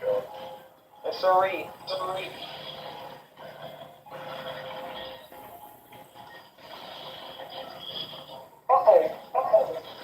My tablet is dying, so if you hear screech noise and shit, because it's dying. But I need to show you guys all the runs if possible. Most of my runs are only like 3 minutes apiece, so...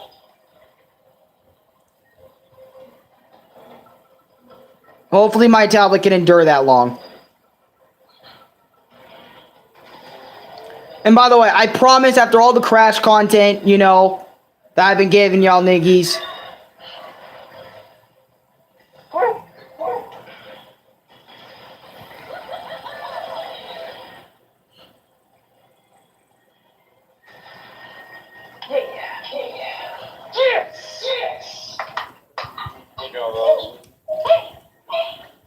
Yep, Run It By You, so I was right. Okay, that's just this clip. So we have a lot more clips to go, boys. Actually, not that much left. This level is called Off Balance.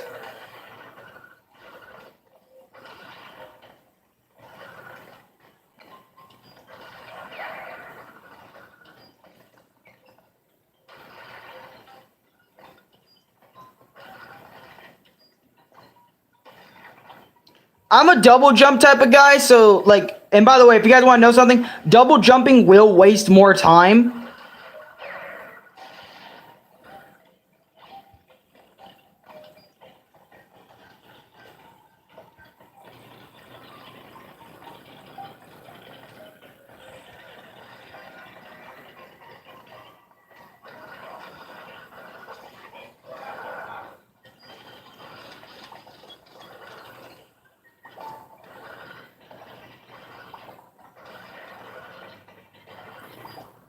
By the way, if you triple spin, then use Okano shit, you'll get a speed boost like that. So the boost I just showed, like that is called like the Okano boost, which will help you a lot in stages. You have to unlock the triple spin. After you perform the triple spin, you need to just press R2 and go. Awesome technique. I love using it personally myself. Yeah, I got stupid and used Okano right there. When I should have just saved him so I can have invincibility right here.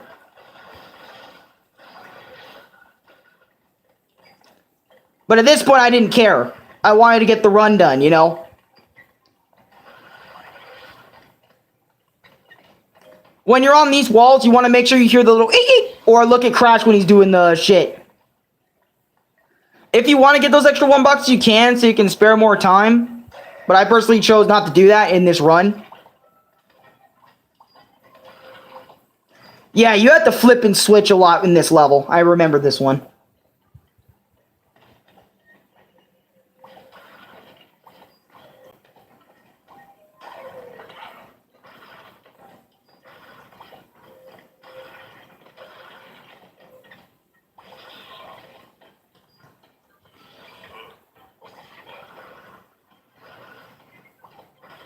If I waited any longer than I did, would have been fucked.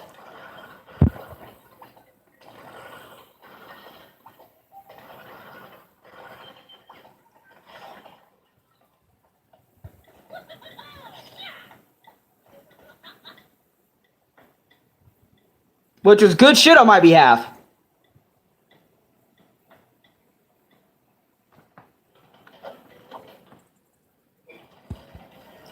No dillo day. Yep. Here it is. This one. No dillo. No dilly dallying. Yeah. So like when I mentioned perspective levels, you gotta do everything. I'm glad to the past, like my friend John Romaine. I'm making fun of Mr. Romaine here, obviously. My old teacher from back in the day. If he gets one hit on me, I'm fucked. I always do that. You guys should know this.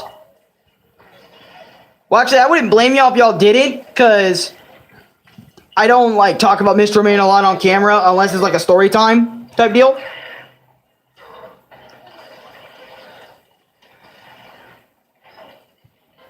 You're so stupid. Why would you? Oh, God. Come on. Cart.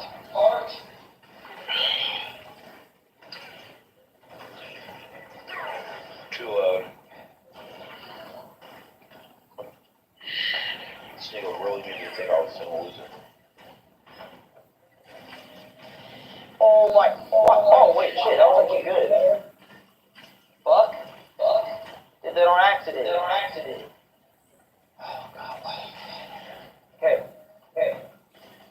Shoot the shit. Grab another shit. Why don't keep doing that? There's something that can jump up.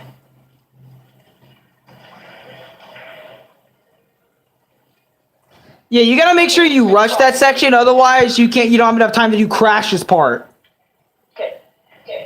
Yeah, this is really intense, bro. Especially that jump right there. Woo!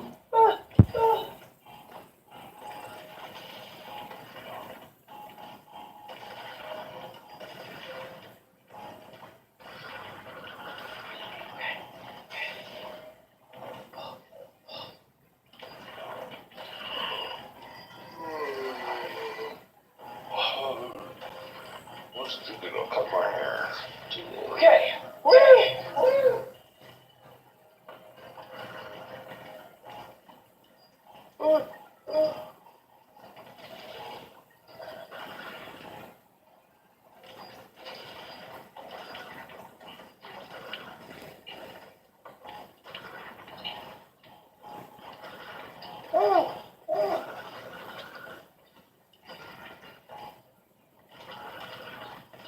It's not my fault, I guess.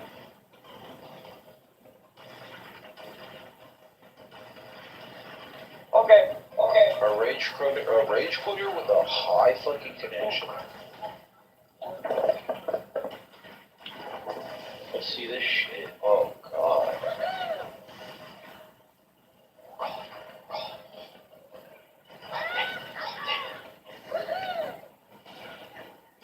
This nigga's name is Dada.io, and he has GT Goku Aces, Goku B Aces, Jeremy Aces.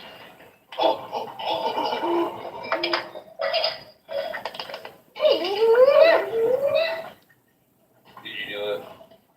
Yes, dude. Oh my God. Excellent. Thank you for the support. Shut the fuck up. Old Dada.io head ass nigga guy. That was that one. Okay, this is 9 minutes. Oh, shit. Speed it up. This one is called Blast of the Past. Actually, you know what? I think what I'm going to do is I am going to wait until my tablet is more charged to show you guys what I'm talking about. Because my tablet is dying.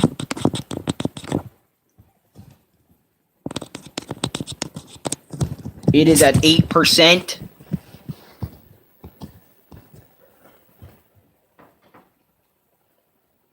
Okay.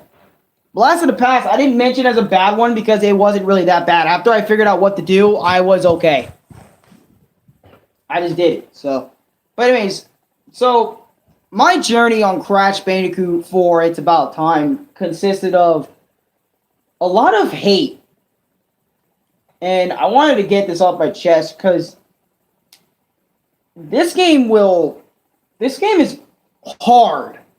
Like, if you didn't think Insane Trilogy is hard, like, you think it was easy peasy, dude, you're definitely gonna struggle with this, bro. Because I've watched so many reviewers and stuff, like, talk about this game and shit, and, like, I completely understand why they're saying, I recommend you don't 106 this game and all that, and I recommend you only 101 or 102%, because what do you get after 106 in the game? You only get an Uka Uka reveal that he's still alive and shit. That's all you get. You know, and it's like, you know, I feel it. I 106 this once. I'm happy I 106 this once, man. I can go back and get all the gems and Crash 1 and 2 and 3, fine. But this game, I can't do that with this game. I can 102 this game just fine. Most likely, I can 102 because all you need is the gold relics to 102. You don't really need to fucking platinum relic anything. But you do need the flashback tapes and you do need a platinum and all, I think, to get 102. But 100%, you just need the gold relics and maybe, you know, some of the flashback tapes, you know. But honestly, like, I don't know if I'll, like, come back to this game and re-106. I don't think I'll ever do that, but I will come back to this game, obviously, and play it time to time to replay bosses and refeel this game like I did before, but I'm not gonna go super hardcore like I was into it. Like I was into it getting to the 106 mark, because I feel like if I do that, right, if I spend more time than I already have, like being super serious, trying to get better times than I did originally, it's just going to be more hate-felt moments, more anger towards myself, more self-doubt, more a lot of this other crap, dude, that I have gotten because of this game. Like, it's already bad enough that I feel like I need to 100% every Crash game that I play, that I'm in vicinity of. Unless it's like a GBA game. Like, I'm talking about the ones like on a console or something. Like, if I had Wrath of Cortex, I'd probably be playing it right now, to be honest. Like, I'd probably be playing that bitch, Wrath of Cortex, figuring out where all the gems and crystals are and shit, and, yeah. Probably be doing that type of stuff, because, I mean, I know it's like my Crash Bandicoot love is really, like, I really love Crash Bandicoot, but sometimes doing all this platinum relicking and all this other shit is way too intense, man. Like, that's why I strongly recommend you just regular old 100% the game. Don't get the 106 ending. Just drop the game after you feel like you're finished. Okay? Just don't do it, okay? 106ing is kind of ridiculous. It's really difficult to do. Shit, I barely managed to do it. I barely managed to get some platinum relics in some of these levels, man. I feel like sometimes I won't be able to do it again unless I prove myself wrong in a few months, but still, I don't know. Maybe I'll do, like, I'm obviously going to do more to celebrate my 106% completion. Not just this one video, but I'll do the tier list Crash Bandicoot video. And if Crash is in Smash Brothers in that Nintendo Direct tomorrow, I'll upload that too. I'll even make a thumbnail in advance too. Like Crash Bandicoot has joined Smash Brothers. You know, I'll do a thumbnail for that. Straight after this live stream too. Well, not straight after this live stream, but I'll do it in the same day. You know, probably didn't get good watch time on this live stream because not a lot of you guys like really fucks with this one, like this live stream specifically that I'm currently am live with right now. So I'm probably gonna get like at least 400 to 500 watch time minutes, which is not good. Well, I mean, 600's fine for a video that has only 130 views, but I kind of wanted this one to be at least above that, you know, at least like 100 and, I don't know, maybe 50? I don't know, I'll take 150. I'll take it having a little bit less views than the last one, but, you know. But it's just when I did my experience with Crash Bandicoot, the original video, you know. But when I did my experience with the time trials, you know, that got a lot more views than my initial Crash Bandicoot 4, or Crash Bandicoot Insane Trilogy, my experience, so. I might have to do a re-experience with my experience with Crash Bandicoot Insane Trilogy. I might have to re-experience, my re-experience is pretty much like me re-experiencing that specific thing. That's pretty much what my re-experience is probably going to be. I had that idea in my head for like a long time now, where it's because it's like Insane Trilogy isn't that bad for me, and I don't want to leave like an impression that it was the worst thing on the planet for me back in the day, because that's pretty much what my experience with Crash Bandicoot video was saying it's the hardest thing I've ever done, and it's like, no, it's not the hardest thing you've ever done. Nowadays, you can talk about it casual, like, as fuck, you know what I'm saying? But, you know, I don't know if I'll make a re-experience of this game. I don't know if I'll replay this game anytime soon, because I'm definitely taking a break from Crash Bandicoot, but I will still be, like, on Crash Bandicoot Nitro Kart, you know, Nitro Fueled and shit, and I'll still replay that bitch anytime. But, you know, I don't know. I'm just happy I mainly got the main adventure that I wanted to complete out of the way. So, yeah. Can I lift it enough to see? Okay, yes, I can. Okay, cool. So I'm going to show you guys the run now, but I'm going to leave it on the charger. So, this is Blast of the Past.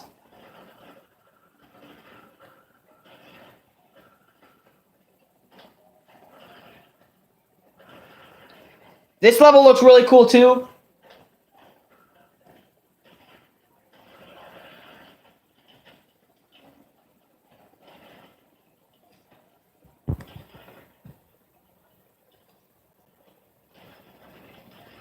A lot of rail grinding, or rail grinding.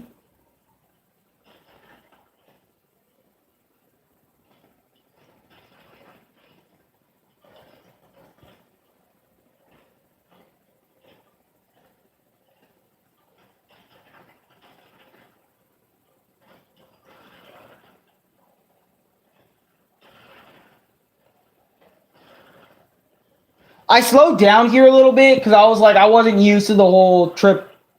I mean, I'm still, at that point, I was kind of mad at triple spinning. Almost died there.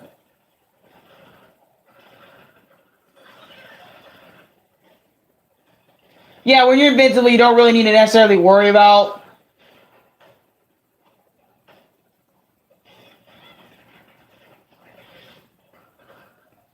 Should have triple spin my whole way there, you know?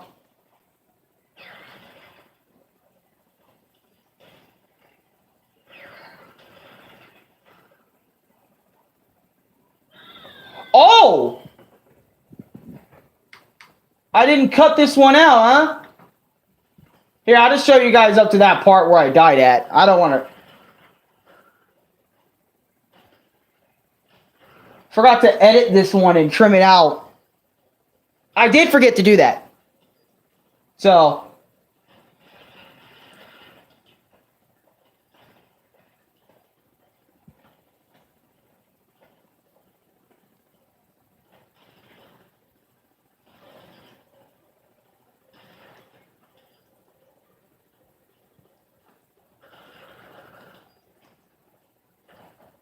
See? Wasn't that bad. Wasn't that bad. Right?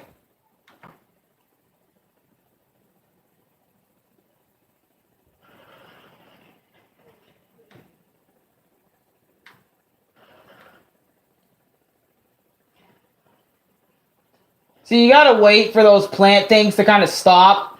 I realized that when making that clip. I'm sorry. Anyways, let me show you guys. These are the last two videos I have. I have Crate Escape and what was this one? Look in my notes. Nitro Processing, that's the one, yeah. So let me show you Nitro Processing, and I got y'all. Nitro Processing and then Crate Escape. Here you go. My God!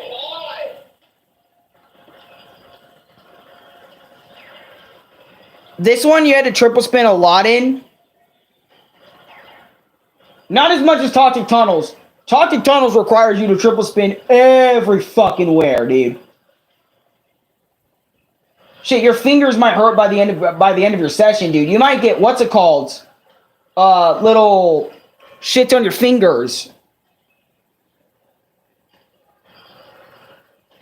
See, and I was already doing this one for like 3 hours. What? Yeah, 3 hours at this point. So I was already kind of heated.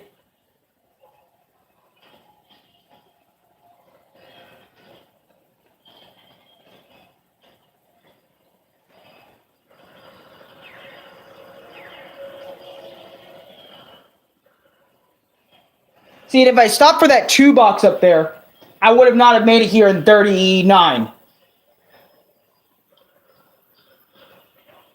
So,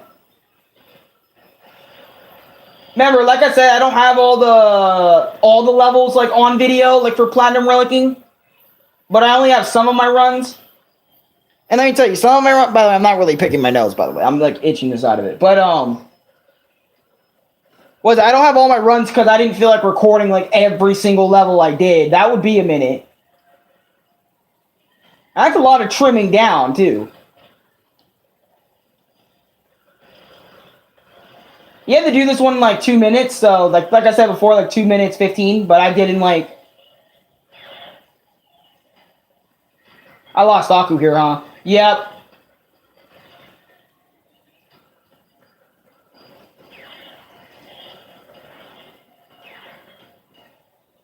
Let me tell you guys, these levels aren't easy to perfect. I'm not saying I perfected these levels, like every single one of these. And I don't want to make my gameplay look like a god, but I've died already like a billion times, dude. Hell, some of these levels you can die over 100 times on, dude. And at first, you might be calling me crazy that I've even Platinum Relic these ones in the first place. Shit, Amu was like, dude, you time traveled this? Well, like, Slippery Climb, not really. I'm not really the best at Slippery Climb, to be honest. Like, I can do it with, like, 1 death or 2, but, like, I'm not gonna say, like, I'm the god at it. But I can do it without dying if I, like, focus really hard enough and shit, or if I,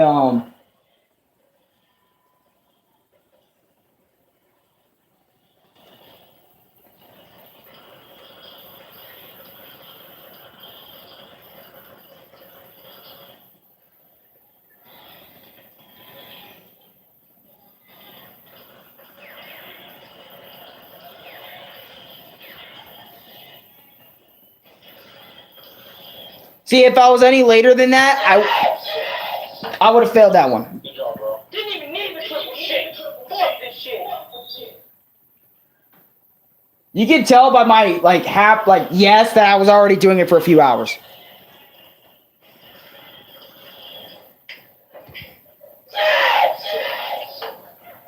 Good job, bro. Didn't even need the triple shit. Fuck this shit. Like I said, if I was any later at that, that would have been 15, and I would have failed. So I kind of scratched the surface. Wow.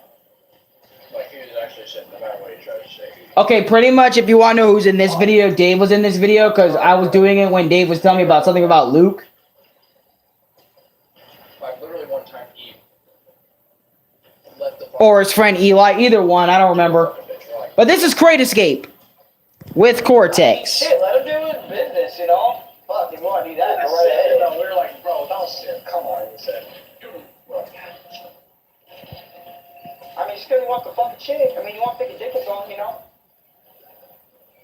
I know, but that wasn't his fucking first time.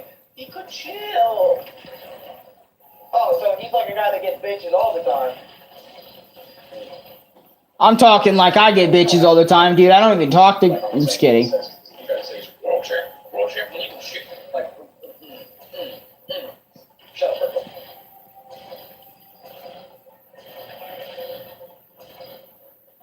But yeah. I don't know why, but after some time, I just kind of murdered this part. Literally. I feel like, hold on, let me do one more attack, because I feel like this is it. Oh no! Damn, the fucking, what's it called? I was too close to... Damn, that could have been the first time I actually kept Aku in this area. I wonder, was that Josh or was that... And I can tell Dark Assassin this part of the video so he can know, like, what my runs were like. Because I have a spirit that literally, like, just lives in my room. His name's Josh. And then the thing that Daly was talking about earlier, I don't know, whenever I was watching the race, I don't know why I didn't grab that 2 box right there on the side over there from earlier. I don't know why I didn't grab that. I just wanted a Platinum Relic this, dude. Like, I didn't want a Platinum Relic at the, like, the latest, like, right under Torture Bob Relic and shit. I just wanted to do what the game told me, hey, Platinum Relic this level and shit, and I did that. You know how, like, the ring of my TV is, like, pure black and easily reflect? Yeah. Yeah, I saw something that was, like, right Not right behind me, but like. See, now what you do here is you want to stay in front of it. It was like a little bit off the right at my window. Master the triple spin before you do this. Like I was looking at the my TV as well, so I was seeing myself and like I saw it like pass a little bit, and then I blinked. I was like, "What? Yes! You did it?" I always do the little. Oh my. Okay. You did it.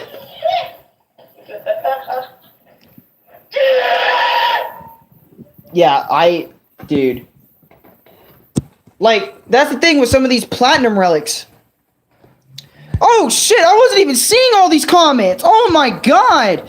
Sorry for not reading them, guys. We'll play Crash and stuff for AAIC. I'm getting Crash 4 after I'm done with the trilogy, but I want to plat all 3 games first.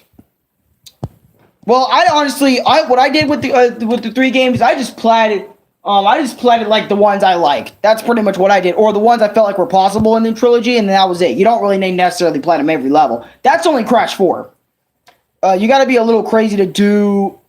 You got to be a little crazy to do it, or really good practice. Yeah, that's the conclusion I've gone after everything I've heard from you.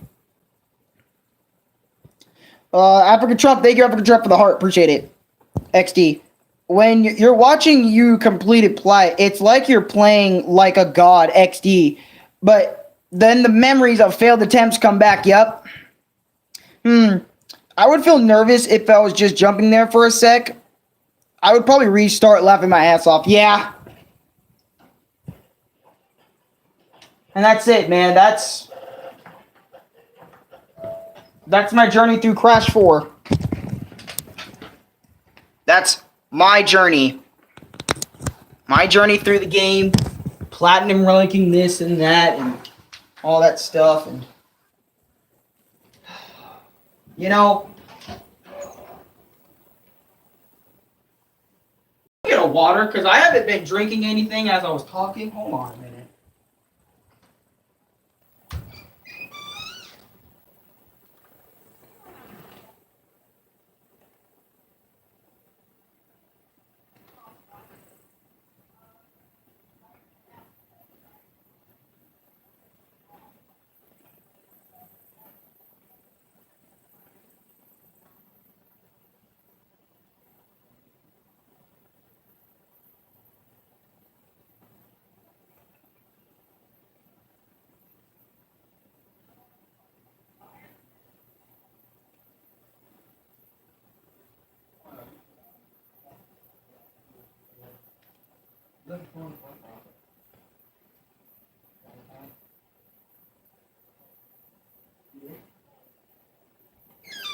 I had to double check because I was like, what is it?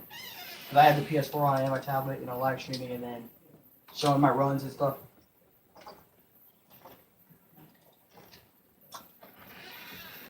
There's still milk in the fridge. Yeah, I think you need to, drink that because it'll fill you up for a bit. Damn, my brother's looking like he on his last fumes, my guy. Sheesh. So I was like, oh man, dude, you don't look too good. And maybe eat some of the candy a little bit, so your sugar levels can stay consistent. And what is it? Not because you messed up or just not moving forward. You're like, was way too slow. Because when you mess up or just not moving forward, you're like, this.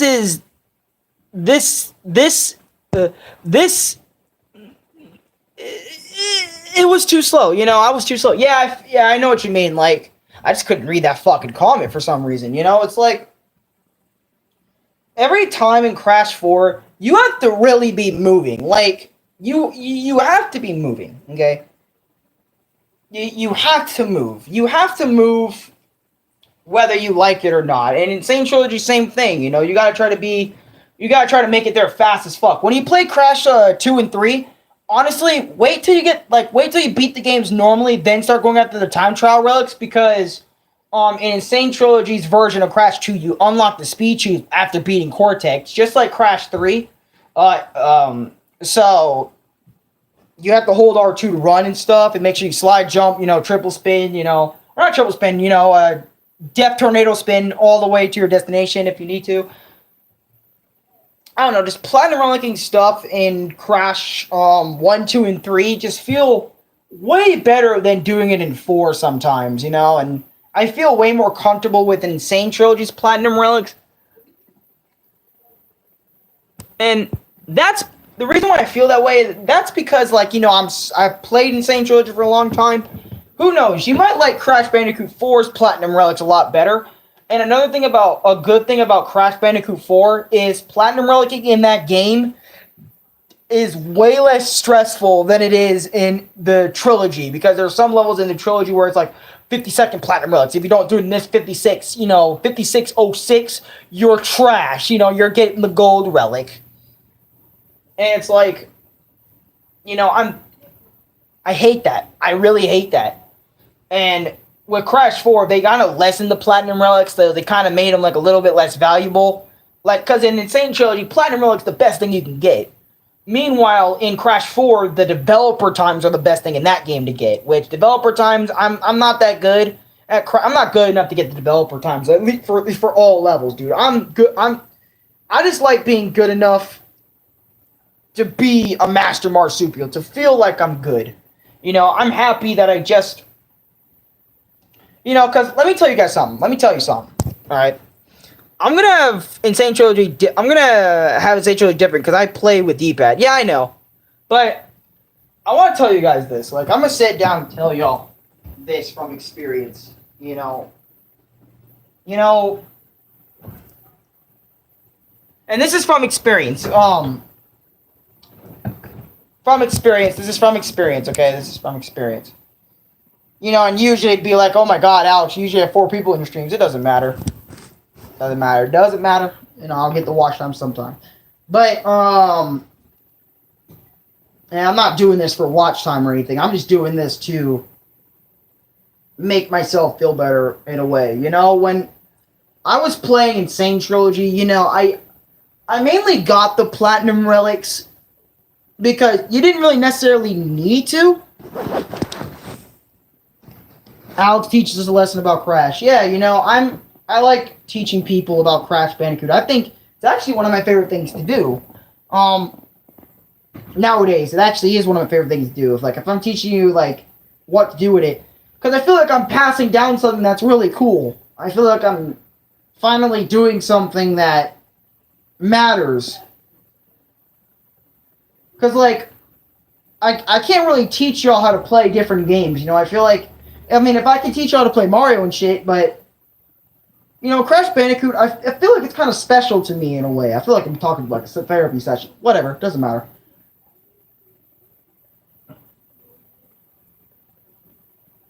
Like, when I teach you guys something in Crash, I really mean, like, I'm trying to teach y'all something in Crash, man. I'm trying to teach y'all, you know, something important. I feel like Alex new series teaching us teaching this person how to play Crash Part 1. Well, I don't know if I'll do a whole series on that, but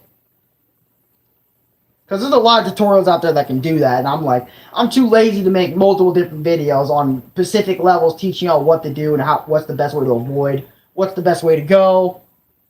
You know what I mean? So,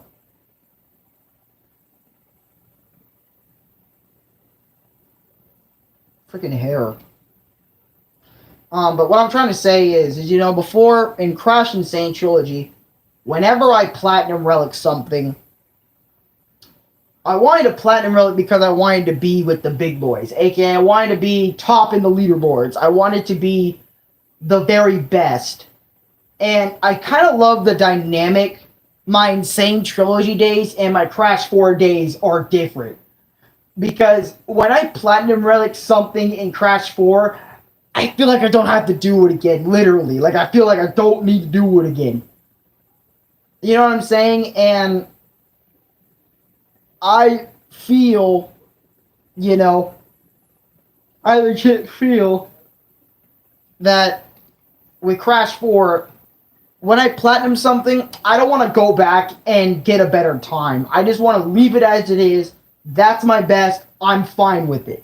I'm okay with it. With Insane Trilogy, I go back to Insane Trilogy, platinum something if I can, and sometimes make my score better in Insane Trilogy. But with Crash 4, I love how it's a different dynamic with that. I love how with Crash 4, when I platinum something, that's my absolute best. I feel like I'm not going to be better than that in most levels in that game. Some levels I can go back and say, hey, you know, I can get better at this. You know, I can get better. Because maybe with Insanity Peak, I can actually get a developer time relic on that bitch. You never know. Maybe I can go back on that and maybe make a whole video on it. Same with the bear riding section. Maybe I can do it, you know, even better than before, you know? But, you know, with Insane Trilogy, that's all I felt like with Insane Trilogy. You know, there were some levels I felt like I don't have to go back and do again. And there were some levels I just wanted to be in the leaderboards with. Like, I wanted to be better in leaderboards. I wanted to do better. But with Crash 4, I don't feel that way. I feel that I finally did it. I can relax with this level now. This level is not in my way anymore. You know, that's kind of how I felt with it. Is, okay, you know, like, throughout the whole journey with Crash Bandicoot 4, I was always talking about, oh, yep, look at this new bullshit I gotta worry about. Oh, look, I gotta do it again for the time trial. Oh, look, I gotta do it again for the Insane Perfect Relic anyway. Oh, and on top of that, I have to do the inverted version. Oh, and then I gotta, you know, collect all the gems for that one, you know? So I gotta do it like a whole, like... Alright, so if I did it the first time, and Perfect Relic it, I only have to do it, like, you know, if I did that level once, and I Perfect Relic it in that same run, that's 1. Time trial, that's 2. Inverted version, that's 3. But if I barely pass the level, that's 1, 2, 3, you know what I mean? It just continues. You're like, I don't want to do my homework again, kind of feel, but also maybe it's a good idea to step back and think how I could make this fun for myself. That's what I'm doing if I struggle with, like, slippery climb. Yeah, it's like, I took a step back, and who knows, I might just start recording my runs and then see what I did wrong and maybe improve upon that. Maybe with Insane Trilogy, I'm not sure. But for now, I can take a break from Crash Bandicoot, like, take a break from the adventure-like games and stuff, and live a life, you know, because before I felt like I kind of had no life playing Crash Bandicoot, you know, all the time. And for days, actually, that's kind of how my day was, playing Crash Bandicoot. Because I'd spend multiple hours on end, to no end, by the way, to no end, just sitting there playing a level all the time. No matter what it was. All the time. And it bugged me. It really bugged me. It really bugged me, you know, just playing the same thing multiple times. See, it's not like Mario Odyssey where there's multiple ways for you to get moons. See, in Crash Bandicoot 4, there's only one way, and it's by trial and error, and it gets so repetitive to the point it makes me flip out, makes me freak out, it makes me annoyed, and, you know, that's all Crash Bandicoot is in a way, is trial and error. You know, you feel like a huge chains have been finally lifted. Yeah, they really have been lifted. You know, the chains of me being chained down by Crash Bandicoot 4 and all the doubts surrounding it, like, the doubt of me not being able to 106. The doubt of me not being good enough to learn triple spin. The doubt of me even getting the flashback tape for the level. Like, all the doubts I had in my mind. Every single doubt I've had in my mind about Crash Bandicoot 4 is now just gone. And now it's just been replaced with Alex can tell his stories with Crash Bandicoot 4 with his audience, and that's all he has left to do. You know, and another thing, you know, like the last, you know, I'm not really done with the live stream just yet, and I want to talk about the costumes and stuff, because I didn't get to really mention that too much in my last part when I was doing this for the first time, like my experience with Crash Bandicoot 4. Most of the costumes, in my opinion, were okay. I did like Biker Crash. Biker Crash was like my favorite one, and classic Crash, classic Crash from Crash Bandicoot 1 and 2 and 3, like the old games and stuff. I did like that one. But like most of the customs after that point, I felt like weren't worth it, and I was only getting the gems for completionist sake. And to be honest, that's not really good, if you know what I mean. That's not good. And I feel like with Crash's next game, Crash Bandicoot 5, please make your best ending better. Because even Warp's ending, even Warp's ending after you collected all the gold relics and all the gems. After you collect all the gems and gold relics, you get the real ending where it's like Uka Uka saying, if I defeat you now, all the gems and all the crystals come to me. Ultimate power is mine. The world as we know it is about to end. And they do the whole fight, and then, Uka Uka gets locked up in time again, Even that ending was better than what we got in Crash Bandicoot 4. For the 106 ending. Remember how much you hate Tawna? Yeah, or not you remember. I remember how much you hate Tawna. Yeah, Tawna in this game was fucking ridiculous. There were so many times where her hook shot wasn't going for me, and I really did not like her playstyle that much in comparison to Crash and Coco and shit. Honestly, it's honestly, you might have a better time with them because, I don't know, but me, it takes me a long time to get used to something. Like, a long time for me to get used to something. Like, get used to this and that. Like, for example, thank God I did not have a problem with Crash's design or anything like that. Otherwise, it would have taken me forever to get used to that. I really like Crash design in Crash Bandicoot 4. I don't know why everyone's saying they're making petitions and shit for saying get Toys for Bob to change Crash design. Fuck that. Crash looks awesome in this new game, dude.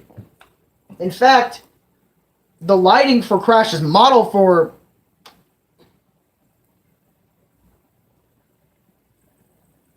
I had to take a drink of water because I was losing breath. I was losing my voice. And Crash Bandicoot 4 in a nutshell... Crash Bandicoot 4 in a nutshell, deal with it. Yeah, you can say that. 90% of it, I feel like, was just deal with it. Oh my god, say the Perfect Relics. Oh my god, why did the Platinum? Deal with it. Deal with it, you little shit.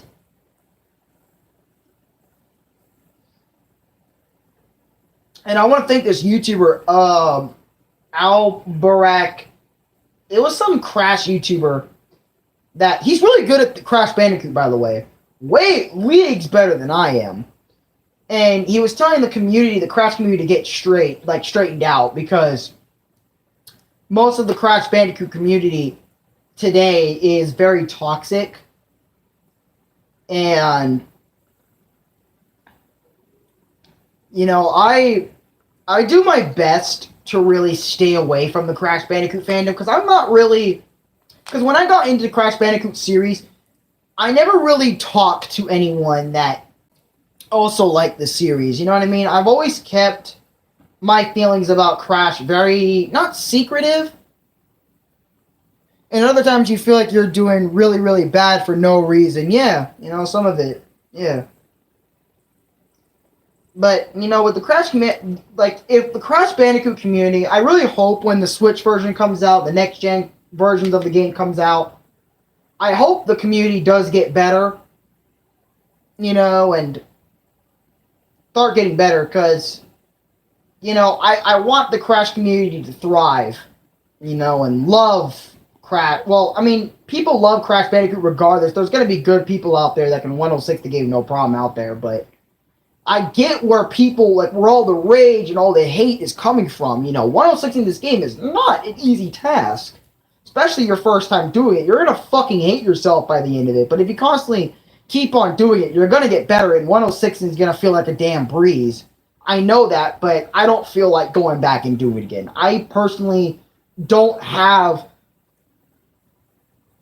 the mental energy to do that again. I really don't have it.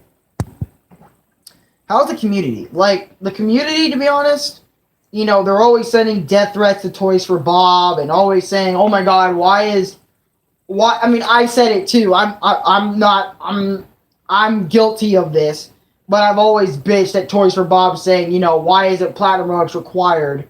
You know, why is it not gold like it was in Insane Trilogy and stuff? And you know, but I stopped complaining about it after I was on the grind again, and well, not stopped complaining. I never stopped complaining about it, but it was just so hard, you know, and there were so many days where I just sat there and said, you know, I want to go play Mario. I wish I never played Crash 4. I wish I never bought the damn game, you know.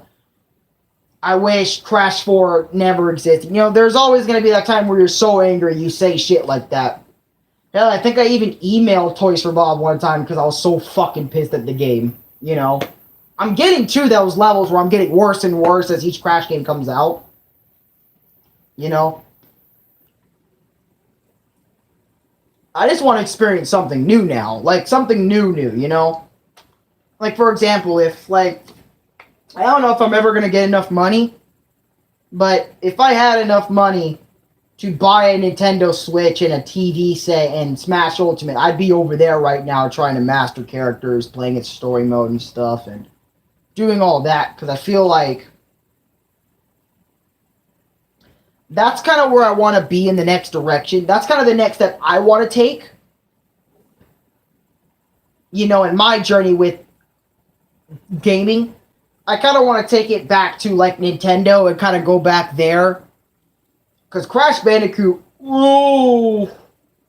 there's so many times where it just kicked my fucking ass. Like, I'm not going to get rid of my PlayStation account or anything like that. I'm still going to be playing PlayStation. It's just that the next route I want to take for myself in gaming is I want to go back to going to Nintendo and stuff like that. Which I'll do more Nintendo content, but you know, it's just so fucking, you know, it's just Crash 4 finally I'm done with it, you know. Finally done with Crash Bandicoot 4. I can live the rest of my days, you know, knowing that I was capable at 106 in Crash Bandicoot. And I am going to make this shorter. You know, I also hear Uka Uka every time you die. It's crazy long, Crash 1. Yeah, you're going to hear, no matter what Crash game you're playing, if you get a game over in Insane Trilogy, you're going to hear Uka Uka say game over. I've got him in all 3 games, so. In the originals, it wasn't even like that. Crash 1's game over screen, it was like a game over screen with Crash getting chased by Cortex. With Crash 2, can't remember original Crash 2's game over screen, what it was like. But Crash Bandicoot 3, I can't remember what it was either. Actually, no, Crash Bandicoot 3 was Uka Uka saying game over, you know. And then he also taunts you by saying other shit, saying, oh, you can't continue, how pathetic, you know, and shit like that. He does say shit like that to you in the original Crash Bandicoot 3 game over screen. Crash Bandicoot 2, I can't remember for shit. I think Cortex taunts you and says you're garbage or something. I can't remember. Well, I guess my stream froze, so that's fucking cool. YouTube decided to give me that little error thing.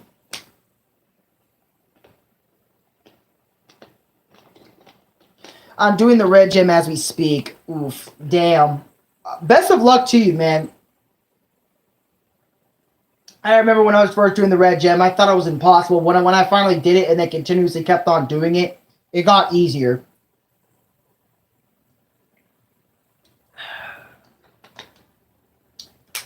But anyways, you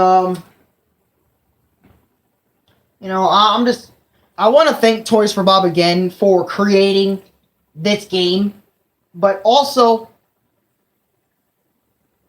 next game you make, tone it down, please, because some people can't do what you fucking made them to do, just to finish your game, you know, Kid Icarus, or Kid Icarus, or that dude that really played every single Crash Bandicoot.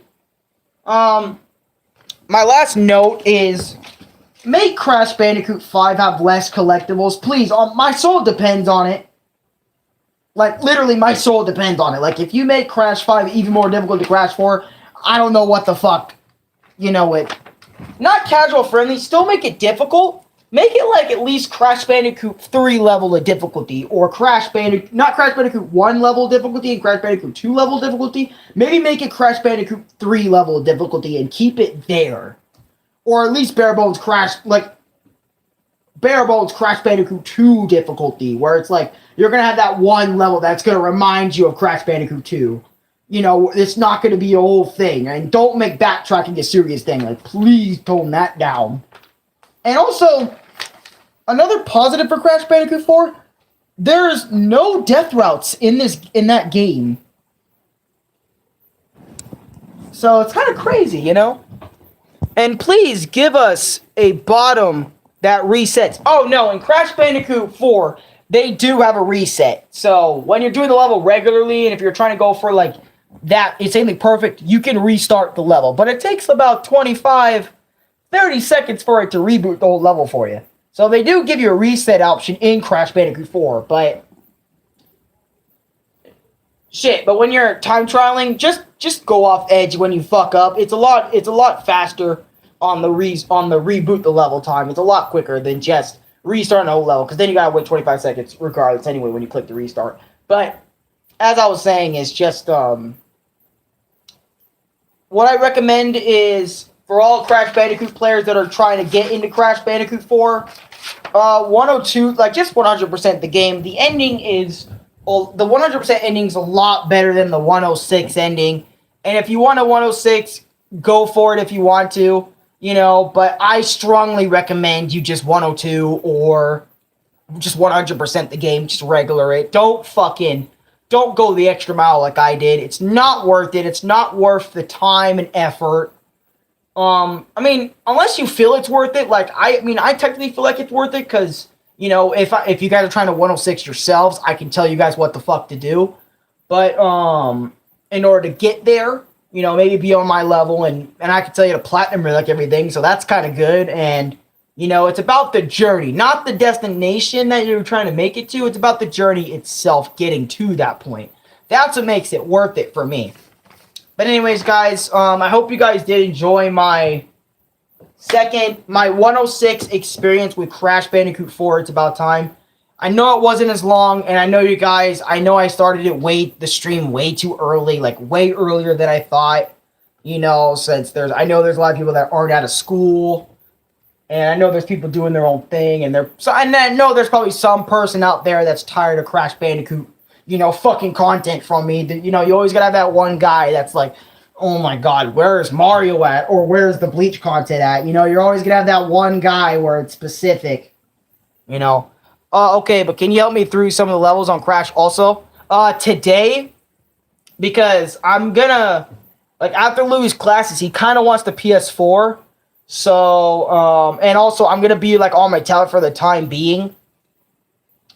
I might be able to help, you know, if I'm on my tablet, but I don't know if you want me to share play or you share. I don't know if you're gonna share play, but yeah, Louis is gonna be wanting the PlayStation when he's done with classes today, so I don't know if I can necessarily be on PlayStation, but I can be probably there on my tablet. Actually, you might have to give me an hour or two, because I've been talking this whole time, and my throat's starting to hurt, so. And I haven't eaten anything all day today, so.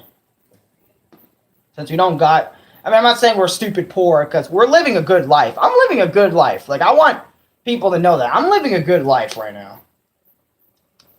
I could stream it or something, that's fine.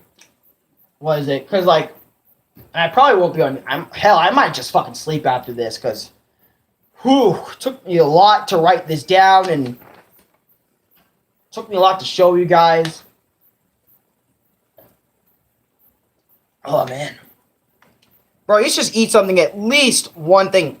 Well, no, like, because what is it? My dad's planning to go to the food bank today, but I don't know when he's going to wake up, so. When my dad wakes up, you know, he might just go ahead and go to the food bank and stuff, and then we would have food. I'm not saying we're going to go starving, but if you want me to eat something, hold on, let me grab some candy maybe, really quick, and I got you guys.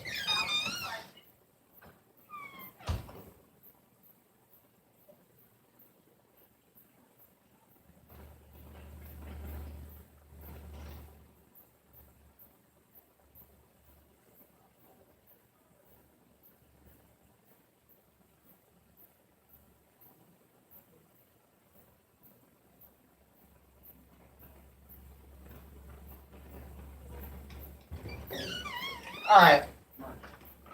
So, my dad's up right now, so not sure. But I got some candy. So, that's good. I don't need to eat, like, you know, I don't need to eat, like, a lot, to be honest. I can just probably eat this and be fine for a little bit. But, anyways, you guys missed most of it. Missed most of my Crash Bandicoot experience.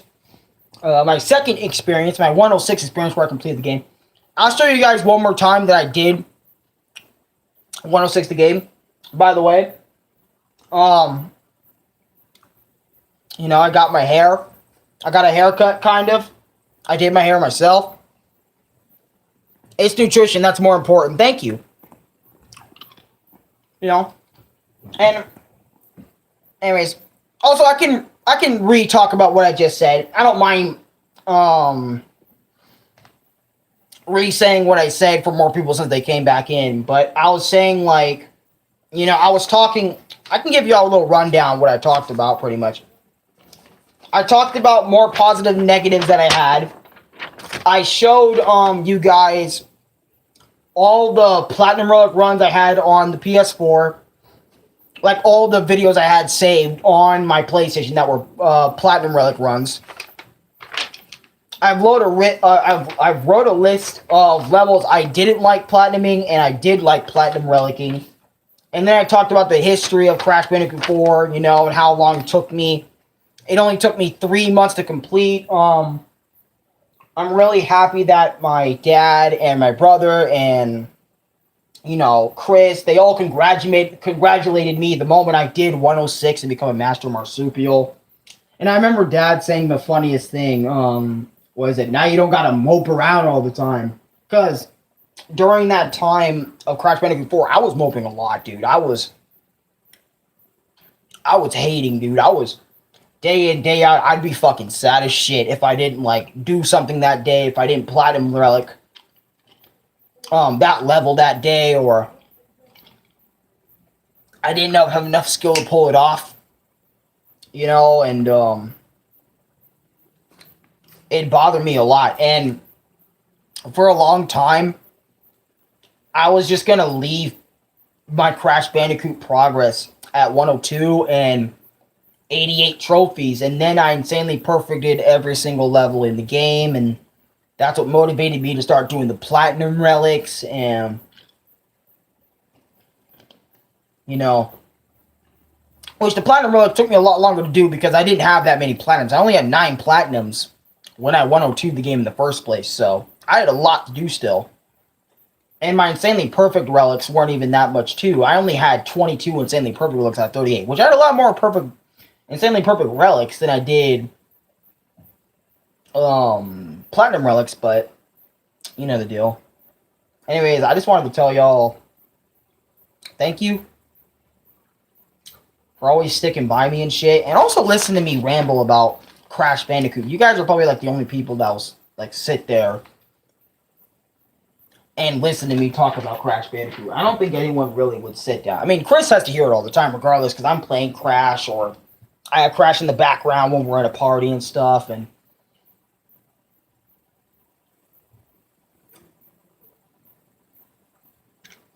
you know, all that stuff. I'm just amazed is all. I'm amazed that I was able to pull it off. And also, Paul, how are you, man? I've been great. You know, I love my life, okay? I wouldn't, even after all the shit I've been through on Crash Bandicoot, I wouldn't change it. I wouldn't change my life for anything else, man. Like, I know I say, hey, I want a Nintendo Switch a lot, but, you know, I'm happy that, you know, I'm happy Crash Bandicoot makes me bust my ass in some ways, because not a lot of games make me bust my ass. And honestly, Crash Bandicoot is probably like one of the only games that made me continue playing, like, no matter how mad I got. I just kept going and going and going. And even when it's too much, like for that day, I'll be back the next day doing the same shit over and over and over again. And, you know, and it's just it's just a endless cycle of, of love and hate, because I love and hate Crash Bandicoot. You guys know it's been a long time since I felt like Mario Brothers, on a video game level. Like, what I mean by that is, like, I'm that interested into the game to the point that I will 100% it, and all that other sort of stuff. Like Mario, for example. I love Mario a lot. You guys know that. I love anime a lot. You guys know that. And, I just want to thank my dad one day for just saying, hey, son, I bought you an Insane Trilogy, you want to get Crash again? Because I remember that day onward, I played Crash and I fucking moved. I moved on. Ever since 2017, that day, Dad got me into Crash, and I played it. I played it casually the first year, obviously, but then I got into it more and more as years gone by, and I'm thankful that I actually got into Crash Bandicoot because, I was, for a long time on PlayStation, I was, like, looking for something to really get into because, like, obviously you had your One Pieces, you had your Dragon Balls, you had your Narutos and stuff like that, but, I was always trying to find a middle ground. I was always, you had your Sonic on there, you had your Pac-Man on PlayStation, because Pac-Man is on PlayStation, so was Sonic, but, there was always one character that lacked for me, and there was no Mario. You guys know I always like Mario, and I was like, there's no Mario on PlayStation, so it's like, who is the only character that is kind of the alternative to Mario in a way? Crash Bandicoot. And ever since I started playing his games and stuff, I just started loving Crash and hating Crash, that same day. I loved Crash. I loved playing some levels because of the music in the back and all this other more beautiful shit that I just love doing. And I don't know. I wouldn't change myself for anybody. I wouldn't change my history with Crash Bandicoot for anybody, dude. Like, I may hate a lot, but you guys gotta remember, I also love it a lot. I love what I do on YouTube. I love what I do for you guys and Crash Bandicoot, And I know sometimes, my Crash content can get a little much. Especially what I'm gonna do, like, next week.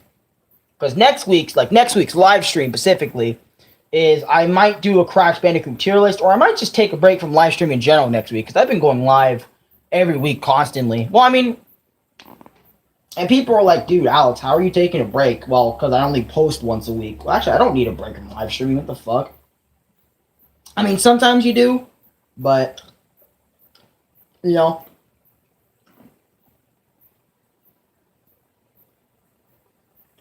Well, that was a crazy jump I just did. You ain't crazy, nah, nah, nah.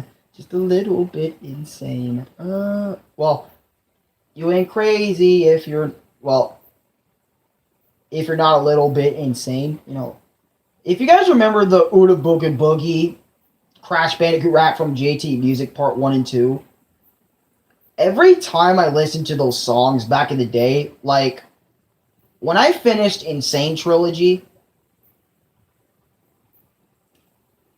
the Crash Bandicoot rap from Rocket Gaming felt different in so many ways and aspects. Like, because I beat the game, I feel like an actual G, like, as I'm listening to the song. And now, since I finished Crash 4, I know what it's like now. I know what the hardest levels are. I know what levels were bullshit, what weren't. When people talk about 106 in the game, I can be in that same category and be like, yeah, that was bullshit. And I think that's what makes Crash Bandicoot games worth me playing, is so I can understand that person that's suffering on the other side. Because if you think about it, that's what these my experiences are about, is understanding, like, you guys are understanding my experiences with that said game or said thing, that the experience is about. You know,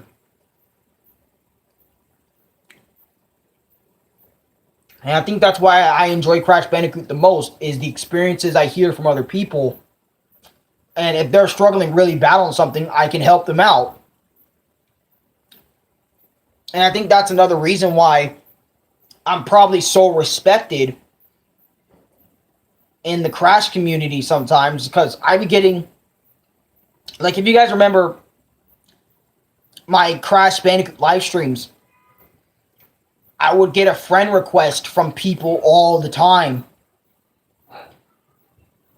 And they would all have Crash Bandicoot profile pictures and stuff. Like, they wouldn't tell me why they wanted me to be their friend, but I knew why they wanted me to be their friend. I knew why, because they want help on Crash Bandicoot.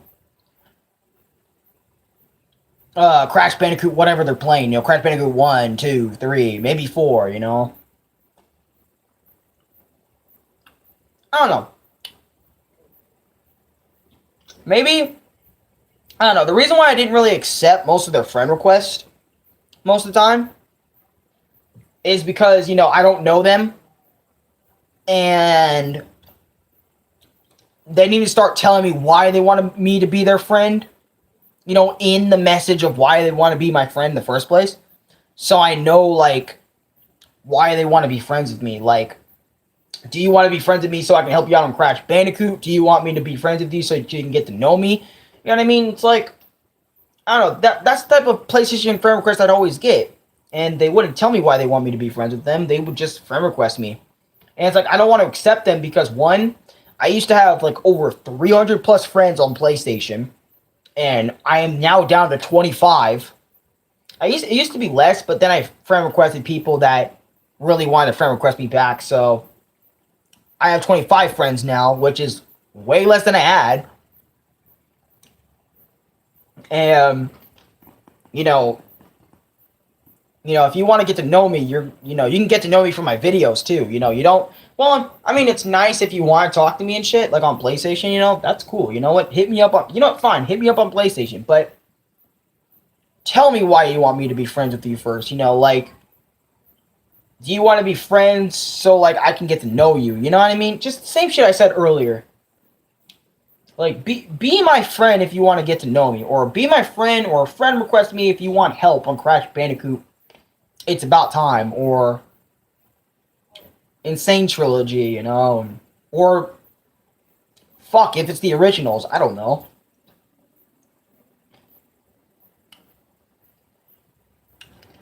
I don't know, now I'm just happy.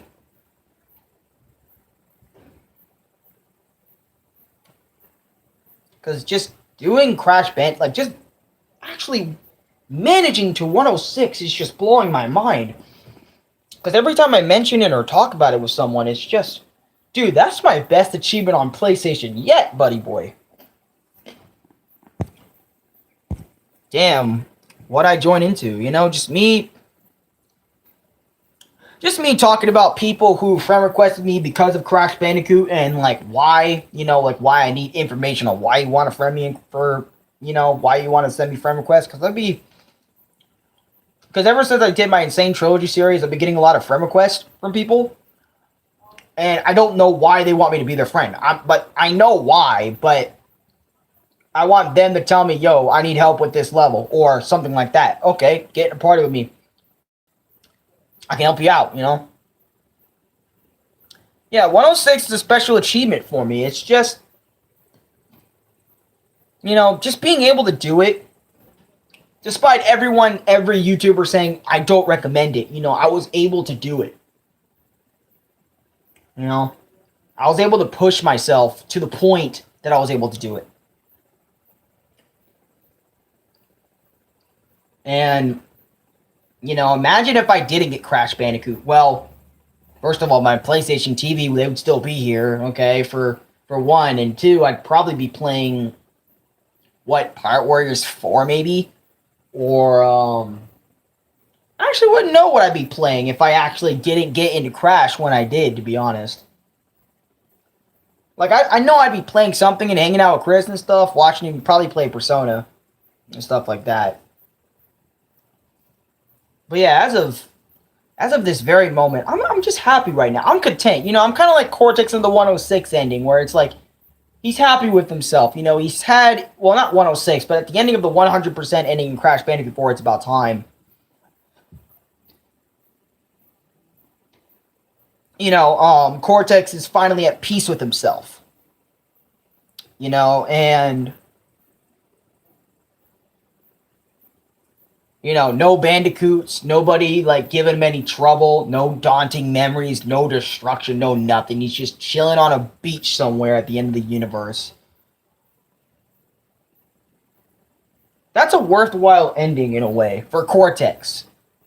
And honestly, now thinking about it, I don't think the endings were supposed to satisfy us. I think the endings were supposed to satisfy Cortex as a character, because you, like, every time you defeat Cortex, you know, in the first game, he was just pure evil. Once you defeat him, it's like, yeah, fuck you, Cortex. I don't feel bad for you at all.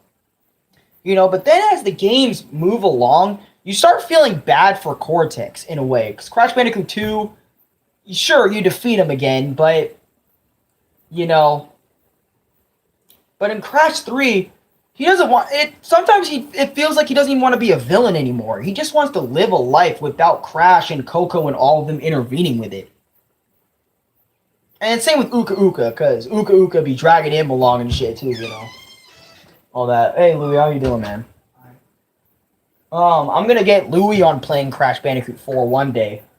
Obviously he's not gonna 100%. He's gonna do, I don't know what he's gonna do. He might just obviously do it regular, but you know, it's just hey bro. You gonna take a shower or something? Yeah. After you're done with class? I'm not done with class. Oh. Okay, looks like Louis is already done with class, so he's gonna take a shower and stuff, so let's show you guys this real quick. Let me show you guys, like, whoever just joined, I'm gonna show you guys the 106 ending one more time.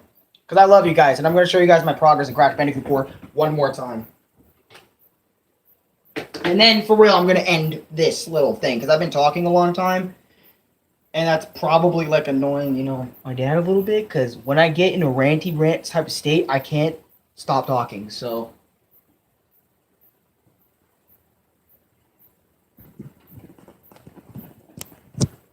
So let me take it off. Thank you, Louis, for letting me use your charger, by the way. Like, in video-wise.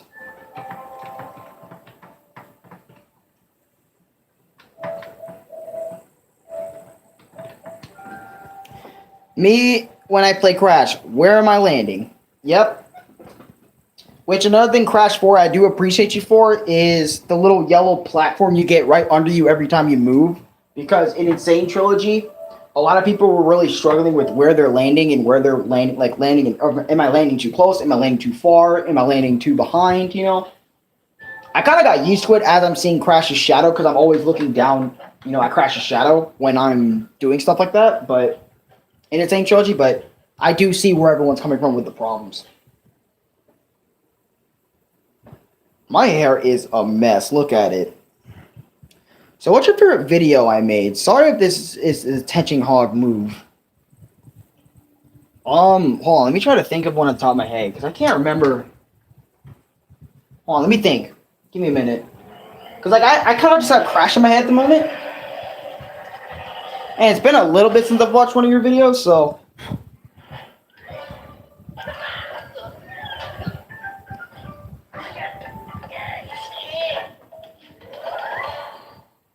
Love that shit.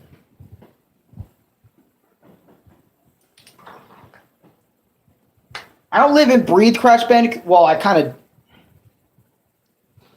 Okay, never mind. I kind of live off of Crash Bandicoot. Like, not a day goes by anymore where it's like, I mean, I do think about Crash like every day, but I'm not gonna say there's no such thing as a day where I don't think about Crash. Okay.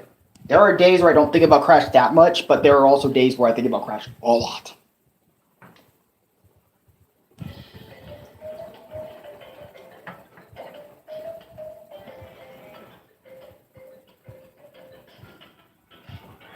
Sorry, the music that they show you before going in. Okay. Let me show you guys the 102 end or 106, not 102, 106 ending, and that's it. I'm showing you guys this one more time, and I'm going to say for Toys for Bob one more time that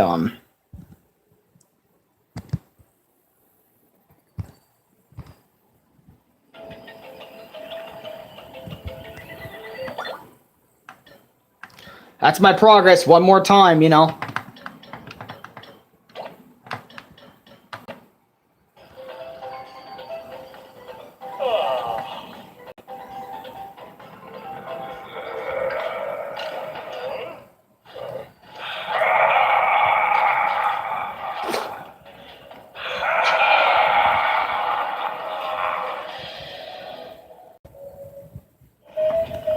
Okay, and that's my progress, boys. 106%, 228 gems, all colored gems, all platinum relics, all 38 insanely perfect relics.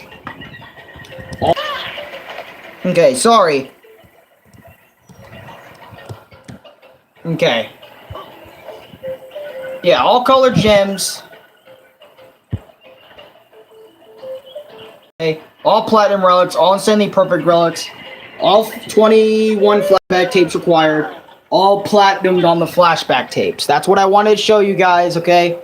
I have 106 Crash Bandicoot 4, and that is all. Every level is platinum relicked. Okay? I did it. I have 106 Crash Bandicoot. I also got a haircut. You know, just for that, Ombu. Alex? Oh, fuck. What are you doing here? I just want to tell you, boo-boo, I'm proud of you. And can I suck that dick? No! Get out of here! Fine, I'll leave. Hey, probably you, though. You did it. Thanks. Oh, my... Bro.